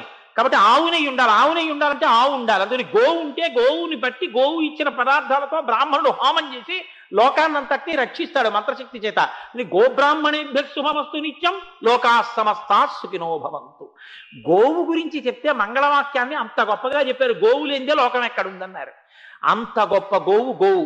కాబట్టి ఆ గోవు రక్షింపబడాలి. కాబట్టి శ్రీనివాసుడు ఏం చేశాడు? ఆ గోపాల బాలుడు విసిరినటువంటి గొడ్డలి ఆవుకి ఇక్కడ తగులుతుందో అని పుట్టలోంచి గభాలన పైకొచ్చాడు. పైకొచ్చేటప్పటికి ఆ గొడ్డల ఆయనకి తగిలింది. ఆ గొడ్డల ఆయనకి ఎప్పుడైతే తగిలిందో సప్తతాళ ప్రమాణేన రక్త స్ఫూర్తిర భూస్తథా అన్నారు. 7 తాడి చెట్లంతెత్తు నెత్తుటి ప్రవాహం పైకి లేచి ఆ నెత్తురు చూసి గోపాల బాలుడు అక్కడే పడి ప్రాణాలు విడిచిపెట్టేశాడు. ఈ ఆవు మాత్రం శ్రీనివాసుడి యొక్క స్థితిని చూసి బెంగ పెట్టుకుని పరిగెత్తుకుంటూ చోళరాజు దగ్గరికి వెళ్ళింది. వెళ్ళి గుడ్లు తిప్పుతూ కన్నుల నీరు కారుస్తూ తిరుగుతోంది. ఏమైంది ఆవుకి అని భటుల్ని పంపాడు. అయ్యా, ఈ ఆవు మేసిన చోటకి వెళ్ళి చూసాం, పుట్ట మీద 7 తాడి చెట్ల ఎత్తులోకి నెత్తుటి చుక్కలు పడుతూ రక్తం ప్రవహిస్తోంది. లోపల ఎవరో ఉన్నారు పుట్టలో. ఏం జరిగిందో మాకు తెలియదు, దగ్గరికి వెళ్ళలేకపోయాం, గోపాలుడు మరణించాడని చెప్పారు. భయపడి రాజు బయలుదేరి వచ్చాడు. వచ్చి చూశాడు. చూసి ప్రభో ఏమైంది, మీరెవరని అడిగాడు. దుర్మార్గుడా, వెయ్యకూడనంత శిక్ష గోపాలుడికి వేశావు కాబట్టి వాడు భయపడిపోయి ఆవు మీదకి గొడ్డలు విసిరాడు. నేను ఉండగా ఆవు చెనకబడమే, నేను పైకొచ్చి ఆ దెబ్బ నేను తిన్నాను. పిశాచోభవ దుర్బుద్ధే మద్దుఃఖాదన కర్మణ, నాకింత కష్టం కలగడానికి కారణం అయ్యావు కాబట్టి నువ్వు పిశాచమగుదువుగాక అన్నాడు. అనేటప్పటికీ రాజు గడగడ వణికిపోయి, మహాప్రభో ఇదెక్కడ ప్రారంధం, నేనేమి చేశానండి, అందుకని చెప్పేసి నా ఈ తప్పు మన్నించండి, ఎలాగైనా సరే నన్ను కాపాడవలసిందన్నాడు. అంటే వెంకటాచల ప్రభు మహాకారుణ్యం కలిగిన వాడు కాబట్టి ఆయన అన్నాడు, ఇప్పుడు నువ్వు సుధర్ముడివి, నీకు కొడుకు సువీరుడు అన్నవాడు పుడతాడు. సువీరుడు కడుపున ఆకాశరాజు పుడతాడు. ఆకాశరాజు కడుపున పద్మావతి పుడుతుంది. ఆ పద్మావతిని నేను వివాహం చేసుకుంటాను. ఆకాశరాజు వివాహ సమయంలో శుక్రవారం నాటి సాయంకాలం నాకు కిరీటం పెడతాడు. శుక్రవారేతు సాయాహ్నే కిరీటం ధారయామ్యహం కిరీటధారణే కాలే నేత్రేమే జలపూరితే. నాకు ఆయన కిరీటం పెట్టినప్పుడు సంతోషం కలిగి నా కన్నుల వెంట ఆనంద బాష్పాలు వస్తాయి. అప్పుడు నీ పిశాచి జన్మ పోతుంది. ఈలోగా నువ్వు పుష్కరిణిలో స్నానం చేస్తావు, నీ పిశాచి జన్మ పోతుంది, సంతోషంగా ఉంటావు పొమ్మన్నాడు. ఈ గోపాలుడు నేను వెంకటాచలం వచ్చిన తర్వాత బ్రహ్మగారు నాకు పాలు విడిస్తున్నప్పుడు నేను భూమండలంలో ఈ పైకి లేవగానే గొడ్డలి విసిరి నాకు దెబ్బ తగిలినప్పుడు చూసిన మొట్టమొదటి నరుడు ఈ గోపబాలుడే. కాబట్టి వాడు తప్పే చేసినా నేను మహాకారుణ్యంతో వరమిస్తున్నాను. ప్రతిరోజు వెంకటాచలంలో ఏకాంత సేవ అయిపోయిన తర్వాత సుప్రభాతం చదివిన తర్వాత తలుపులు తీయగానే మొదటి దర్శనం ఎవ్వరూ చెయ్యడానికి వీలు లేదు. సన్నిధి గొల్ల అని ఈ చనిపోయిన గోపాల బాలుడి వంశంలో పుట్టినటువంటి గొల్లవారు మొట్టమొదట నా దర్శనం చేస్తారు. ఆ ఆవు రూపంలో నాకు బ్రహ్మగారు పాలు పోశారు కాబట్టి ఎప్పుడూ నాకు మొట్టమొదట సుప్రభాతం చదవగానే ఆవు పాలు నివేదన చెయ్యాలి, నేను ఆవు పాలు తాగుతాను అని ప్రతిజ్ఞ చేశాడు. వెంకటరమణుని యొక్క మొట్టమొదట లోకానికి చేసిన ఉద్బోధ గోవుల్ని రక్షించండి. అవునా కాదా? గోవు కోసం దెబ్బ ఆయనే తిన్నాడే, గోపాల బాలుడికి మొదటి దర్శనం ఇచ్చాడే. కాబట్టి గోవు అంత గొప్పది. ఎలాగో ఈ మాట అన్నాను కాబట్టి ఇంకో విషయం నాకు జ్ఞాపకానికి వస్తుంది. అసలు కలియుగంలో భవిష్యోత్తర పురాణంలో ఒక మాట చెప్తారు. మాధవుడన్న ఒక బ్రాహ్మణుడు ఉంటే ఆ బ్రాహ్మణుడికి ఎంతకాలానికి సంతానం కలగలేదు, కాళహస్తిలో ఉండేవాడైన. సంతానం కలగలేదని బాధపడి భగవంతుణ్ణే నమ్ముకుని జీవిస్తుంటే వృద్ధోస్యాస్య దైవేన పూర్వపుణ్యేన వృద్ధాస్యాస్య సుతోభవత్ అన్నాడు. దైవం యొక్క అనుగ్రహం చేత వృద్ధాప్యం వచ్చేసిన తర్వాత ఆయనకు కొడుకు పుట్టాడు. వాడికి మాధవుడు అని పేరు పెట్టుకున్నాడు. ఆ మాధవుడు చంద్రకళ అనే అమ్మాయిని వివాహం చేసుకుని వేదాంగములు చదువుకుని ఎంతో గొప్పగా ఉండేవాడు. కలియుగం జారుడు మెట్లు, ఒక్క తప్పు చేస్తే చాలు కింద పడిపోతాడు. ఒకనాడు ఆవులు బతికి ఉన్న ఆవుని తీసుకొచ్చి నిర్దాక్షిణ్యంగా కత్తితో కంఠం నరికేసి తోలు ఒలిచి మాంసాన్ని ఉడకపెట్టుకుని తిని కళ్ళు తాగి జారగృహానికి వెళ్ళి ప్రతిరోజు వ్యభిచారం చేసేటటువంటి లక్షణం ఉన్న చింతముద్దు లాంటి కుంతల అనబడే ఒక స్త్రీని చూసి మనసు పారేసుకున్నాడు. నీతో నాకు సంగమ సుఖం కావాలన్నాడు. ఆవిడంది, బుద్ధిహీనుడా, వేదాలు చదువుకున్నావు, వేదాంగములను చదువుకున్నావు, గాయత్రి చేస్తావు, అగ్నిహోత్రం చేస్తావు, సద్బ్రాహ్మణ కులంలో పుట్టావు, నీకు ఇదేం కోరికరా? నేను ఎటువంటి దాన్నో తెలుసా? ఇన్ని గోవులు చంపేశాను ఈ చేత్తో. నాకు నా శరీరంలో ఉన్న 7 ధాతువులు గోమాంసంతో ఏర్పడ్డాయి. నేను నిరంతరం కళ్ళు తాగుతాను. మా నోటి వెంట ఎన్నడూ మంచి మాట రాలేదు, ఎప్పుడూ హేయమైన మాటలు మాట్లాడతాం. నా అరిచేతులు చెయ్యకూడని పనులు చేసి జనాన్ని మర్దించడం వల్ల కాయలు కాసిపోయాయి. మా కడుపు లోపల ఉండేటటువంటి దుర్గంధం అంతా ఇంత కాదు. నేను ప్రతిరోజు కొన్ని బాణల కళ్ళు తాగుతాను. అటువంటి నాతో నీకు సంగమ సుఖం కావాలా? పరస్త్రీ సంగ దోషేణ బహవో మరణం గతాః. లోకంలో చాలా మంది పరస్త్రీ సంఘాన్ని కోరుకుని చచ్చిపోయారు. ఎందుకురా అటువంటి కోరిక కోరుతావు? బ్రాహ్మణుడివి, ఇంత గొప్ప స్థితిలో ఉన్నవాడివి, నీ అంతా నువ్వు ఎందుకు పాడైపోతావు? దుర్మార్గుడా, పోతలక, నువ్వు అంగీకరించకపోతే నిన్ను బలాత్కారంగా అనుభవిస్తానన్నాడు. అంత పని చేశాడు మాధవుడు. చేస్తే ఆవిడంది, ఇంతటి బ్రాహ్మణుడివి ఇంత దౌర్భాగ్యపు చేష్టితాన్ని చేశావు, ఇంకా ఎలాగో ఇలా చేశావు కాబట్టి ఇక బ్రాహ్మణుడిగా బతక్కు. త్వజ యజ్ఞోపవీతంతే ముండగిత్వా శిరస్తదా భక్ష గోమాంసముత్తమం అంది. ఏది ఇంత దిక్కుమాలిన పని చేసిన వాడివి శిఖ లేకుండా పిలక లేకుండా గుండు చేయించేసుకో, యజ్ఞోపవీతం తీసేయి, ఆవుని చంపి మాంసం తిను, నీకున్న బ్రాహ్మణ్యం నశించిపోతుందని. నీ కోసం చేస్తానని పిలక తీసేసి గుండు చేయించేసుకున్నాడు, యజ్ఞోపవీతం విసిరేశాడు, ఆవుని చంపేశాడు. ఉత్తర క్షణంలో పరమ పాపాత్ముడైపోయాడు, ఆ కుంతలతో ఉండిపోయాడు. అది కలియుగంలో కలిపురుషుడి యొక్క ప్రభావం అంత గొప్పగా ఉంటుంది. ఇటువంటి వాడు కుంతల చచ్చిపోతే బెంగబెట్టుకున్నాడు. కొన్నాళ్ల తర్వాత బెంగబెట్టుకుని కొంతమంది రాజులు యాత్రకు వెడుతుంటే వాళ్ళ వెనక వెళ్ళాడు. వెళ్ళి తనకి తెలియకుండానే వెంకటాచల పర్వత శిఖరముల మీదకి వెళ్ళి శేషాద్రి పర్వతానికి తల తాటించాడు. వెంటనే వాంతి. అతను ఇంతకు ముందు చేసిన పాపాలన్నీ ఆ పర్వతం వెంకటాచల పర్వతం వేం పాపం కటతే యస్మాత్ పాపదహన శక్తిత, ఆ కొండ మీద కాలు పెడితే పాపాలు కాలిపోతాయి. అందుకని వెంటనే పాపాలన్నీ కక్కేశాయి. అవి ఆ పర్వతానికి ఉన్నటువంటి శక్తి చేత కాలితే పొగ వచ్చింది. ఆ పొగ యొక్క వాసన చూడలేక ఋషులు కూడా పైకి లేచారు. చిచ్చి చిచ్చి ఎంత పాపం చేశాడు రావిడే. ఇంత పాపం చేసిన వాడు స్వామి పుష్కరిణిలో స్నానం చేశాడు. వేం పాపం కటతే యస్మాత్ పాపదహన శక్తిత, వెంకటరమణుడు అందుకనంత గొప్పవాడు, మహానుభావుడు, కన్న తండ్రి. ఆయన పాదాలు పట్టుకుంటే చాలు పాపాలన్నీ పోతాయి, ఆయన పేరెత్తితే చాలు పాపాలు పోతాయి. మహానుభావుడు పాపాలన్నీ తీసేసి స్వామి పుష్కరిణిలో స్నానం చేస్తే చతుర్ముఖ బ్రహ్మగారు ప్రత్యక్షం అయ్యారు. ఏమదృష్టం రా పుష్కరిణి స్నానం చేశావన్నారు. స్వామి పుష్కరిణీ స్నానం సద్గురోహ పాదసేవనం ఏకాదశి వ్రతం చాపి త్రయం అత్యంత దుర్లభం. ప్రపంచంలో 3 దొరకవు. స్వామి పుష్కరిణీ స్నానం, స్వామి పుష్కరిణి స్నానం దొరకదు. సద్గురోహ పాదసేవనం, సద్గురువు యొక్క పాదములు మీరు పట్టుకుందామన్న ఆయన ఒప్పుకోడు, ఆయన ఏమి పాదసేవ చేయించుకోడు. అలా పాదసేవ చేసే అదృష్టం కలిగిందా జన్మ సౌభాగ్యం అది. సద్గురోహ పాదసేవనం ఏకాదశి వ్రతం చాపి, ఏకాదశి వ్రతం. అసలు ఏకాదశి వ్రతం అంటే ఏమిటో మీకు ఎప్పుడన్నా ఉపన్యాసం చెప్తారు విందురు గాని. ఓ రోజు మనం చేద్దాం ఏకాదశి వ్రతం. అలాగే ఏకాదశి వ్రతం చాపి త్రయం అత్యంత దుర్లభం, ఈ 3 చాలా దుర్లభం అన్నారు శాస్త్రంలో. ఆయన పుష్కరిణిలో స్నానం చేయగానే ఆయన పాపాలన్నీ పోయాయి. ఆకాశరాజుగా పుట్టాడు. ఆయన కూతురు పద్మావతి. ఆ పద్మావతిని వెంకటరమణుడు వివాహం చేసుకున్నాడు. వెంకటరమణుడికి పిల్లనివ్వగలిగిన గొప్పవాడయ్యాడు ఆ పర్వతం ఎక్కినందుకు. ఇంత దుర్మార్గుడు, అంత గొప్ప కొండ, అంత గొప్ప తండ్రి నా స్వామి. కాబట్టి చూడండి, దీనికి అంతటికీ కారణం ఎక్కడి నుంచి వచ్చింది? భక్ష గోమాంసం ఉత్తమం. మహాపాపంగా కొంతలో ఏం చెప్పిందంటే గోమాంసం తినరాదు. గోమాంసం తినడం అంత పాపం, గోవుకి ఇన్ని గడ్డి పరకలు పెట్టడం అంత పుణ్యం. ఇప్పుడు ఈ ఉపన్యాసం అంతా చెప్పిన తర్వాత నాకు ఒక విషయం తెలుసు. నేను కఠినాత్ముండేమో కానీ మీరు ఆవు వెన్నపూస లాంటి వాళ్ళు. ఆ గో సేవ అంత గొప్పది. ఆ గో సేవ చేసి ఇంతమంది మహానుభావులు పుట్టారు. మీకు ఆశ్చర్యకరమైన విషయం చెప్పనా? ఇలా చెప్తూ పోతే ఏదో నెగడులోంచి రవ్వలు పుట్టినట్టు పుట్టేస్తాయి. నాకు వచ్చిన పెద్ద బాధ. రుద్రాధ్యాయం అని మనం యజుర్వేదంలో శివలింగానికి అభిషేకం చేస్తాం. అభిషేకం పూర్తి చేస్తూ ఓ మాట చెప్తారు. అందులో వేహచ్చమే నడ్వాంచమే ధేనుశ్చమే ఆయుర్యజ్ఞేన కల్పతాం అనో మంత్రం.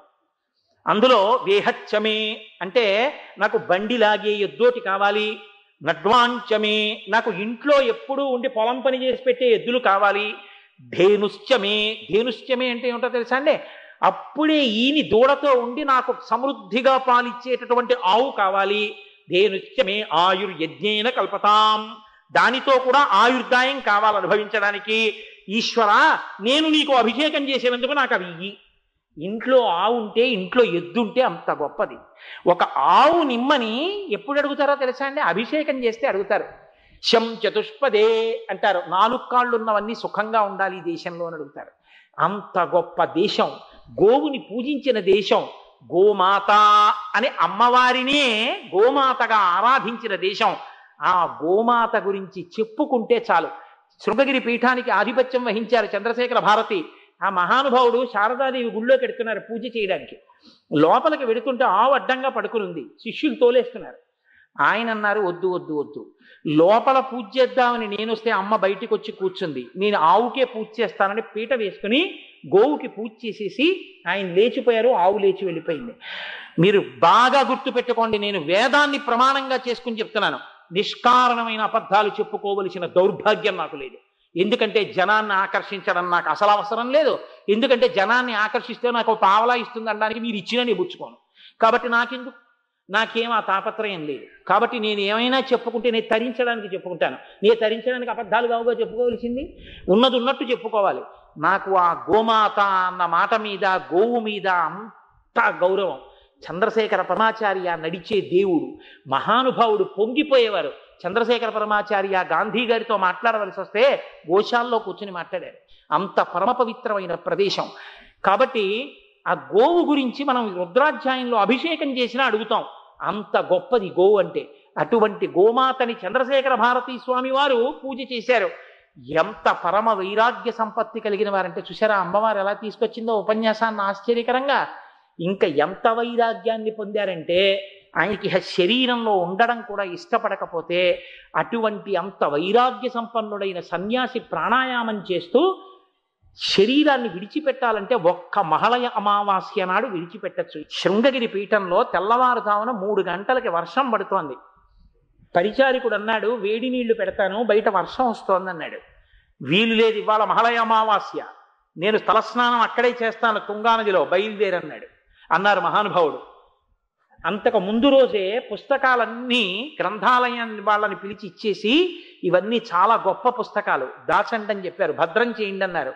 రాత్రంతా నిద్రపోకుండా గురువుల అధిష్టానానికి ప్రదక్షిణం చేసి పైకి శ్లోకాలు చదువుతూనే ఉన్నారు. కాలభైరవుడు గుడికి వెళ్ళి ప్రార్థన చేశారు. తెల్లవారుజామున 3 గంటలకి లేచి తుంగానదిలో స్నానం చేశారు. గొడుగు పట్టుకుని ఆయన బట్ట తీసుకున్నాడు పరిచారికుడు. వెనక వస్తున్నారనుకుని ముందుకు అడుగులేశాడు. ధబ్బని చప్పుడైంది. స్వామి నీటిలోకి దూకారు. నీటి మీద పద్మాసనం వేసి కూర్చుని ఇలా చిన్ముద్ర పట్టారు. అంతే, ఉత్తర క్షణంలో తనలో ఉన్నటువంటి ప్రాణాలన్నింటినీ కూడా ఊర్ధ్వముఖం చేసి సహస్రారం దగ్గర బ్రహ్మస్థానం చిట్లిపోయి అందులోంచి ప్రాణం నిర్గమనం అయిపోయింది. నీటి మీద కూర్చుని వెళ్ళిపోతున్నారు.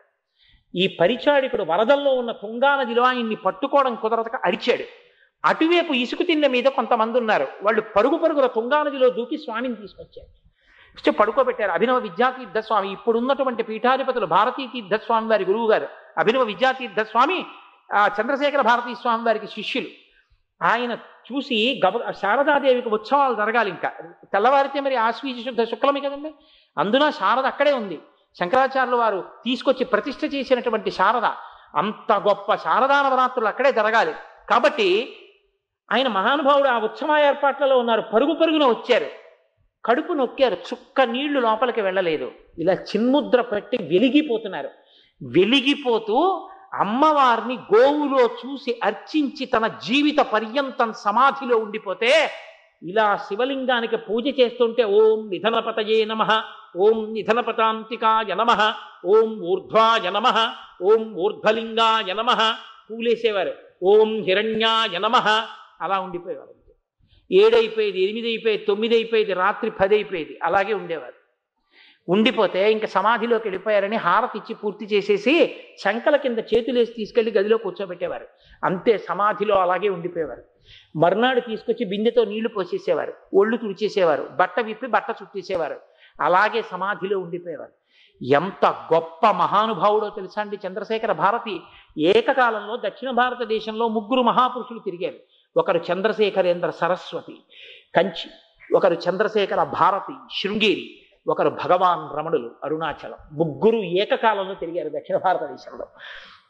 అటువంటి చంద్రశేఖర భారతీ స్వామి అంతటి మహాపురుషుడు సమాధిలో ఉండిపోతే ఒకే పరిచారికుడు గది బయట పడుకునేవాడు.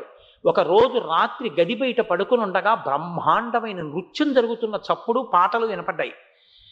పరిప్రాజకుడు, మహానుభావుడు, పీఠాధిపతి, ఇంతటి జ్ఞాని ఈయన గదిలో పాట ఎలా వినపడుతున్నాయని తలుపు ఓరగా తీసి చూశారు. కోటి సూర్యుల పగిది వెలిగిపోతూ లోపల నటరాజ ముద్రలో చంద్రశేఖర భారతీయ నాట్యం చేస్తున్నారు. అతను భయపడిపోయి తలుపు వేసేసి పడుకున్నాడు. అటు తిరిగి ఉన్నారు చంద్రశేఖర భారతి. మరునాడు ఉదయం చంద్రశేఖర భారతీ స్వామి వారి గదిలోకి పరిచారికులు వెళ్ళాడు. రాత్రి తలుపు తీసి చూశావా అని అడిగారు. చూశాను అన్నాడు. ఏం కనపడింది అన్నాడు. అసలు నా మనస్సు నిలబడలేదు, నేను తట్టుకోలేకపోయాను, అటువంటి గొప్ప స్వరూపాన్ని చూశాను, పరమశివుడు నా కన్నుల ముందు కనపడ్డాడు, అక్కడతో ఊరుకో అన్నాడు. అంతటి మహాపురుషుడు ఒక్కొక్కసారి కాలభైరవ స్వామి గుడిలో కూర్చుని ఈ దిక్కుమాల శరీరం పడిపోతే కుక్కలు పీక్కు తింటాయి అనేటప్పటికీ కుక్కలు శవాన్ని ఇడిచికెడుతూ కనపడేవి. అంత వైరాగ్యంతో శ్లోకాలు చెప్పేవారు. అంతటి మహాపురుషులు చంద్రశేఖర భారతి అంటే ప్రాతస్మరణీయులు. ఆయన పేరు చెప్పుకుంటే చాలు పాపాలు పోతాయి. అమ్మవారి పూర్ణానుగ్రహంగా పుట్టారు. గోకర్ణ క్షేత్రం వెళ్ళి వాళ్ళ తల్లిదండ్రులు పూజ చేస్తే సచ్చిదానంద శివాభినవ నృసింహ భారతి స్వామివారి యొక్క అనుగ్రహం మేరకు పుట్టినవారు. 14 మంది పిల్లలు చనిపోయిన తర్వాత పుట్టిన ఏకైక సంతానం. శృంగగిరి పీఠానికి ఆధిపత్యం కోసం సన్యాసిని తీసుకుని వెళ్ళిపోయారు. అంతటి వైరాగ్య సంపత్తి ఉన్నవారు. మహాయపక్షంలో అమావాస్య నాడు తుంగా నదిలో శరీరం విడిచిపెట్టారు మహానుభావుడు. శరీరాన్ని వదిలి కైవల్యాన్ని పొంది శారదాదేవిలో కలిసిపోయారు. అంతటి మహానుభావుడు ఆవుని చూస్తే శారదాదేవికి కూడా పూజ చేయకుండా పీటేసుకుని ఆవుకే పూజ చేశారు. ఈవిడే అమ్మ కరచరణాదులతో కదులుతోంది, ఇంతకన్నా శారద పూజ గొప్ప కాదు, ఈ పూజే శారదా పూజ అని. చూసారా ఉపన్యాసాన్ని జగన్మాత ఎలా పూర్తి చేయించిందో? నా ప్రమేయం లేకుండా చంద్రశేఖర భారతి స్మరణతో ఇవాళ ప్రసంగం పూర్తి చేసేస్తారు.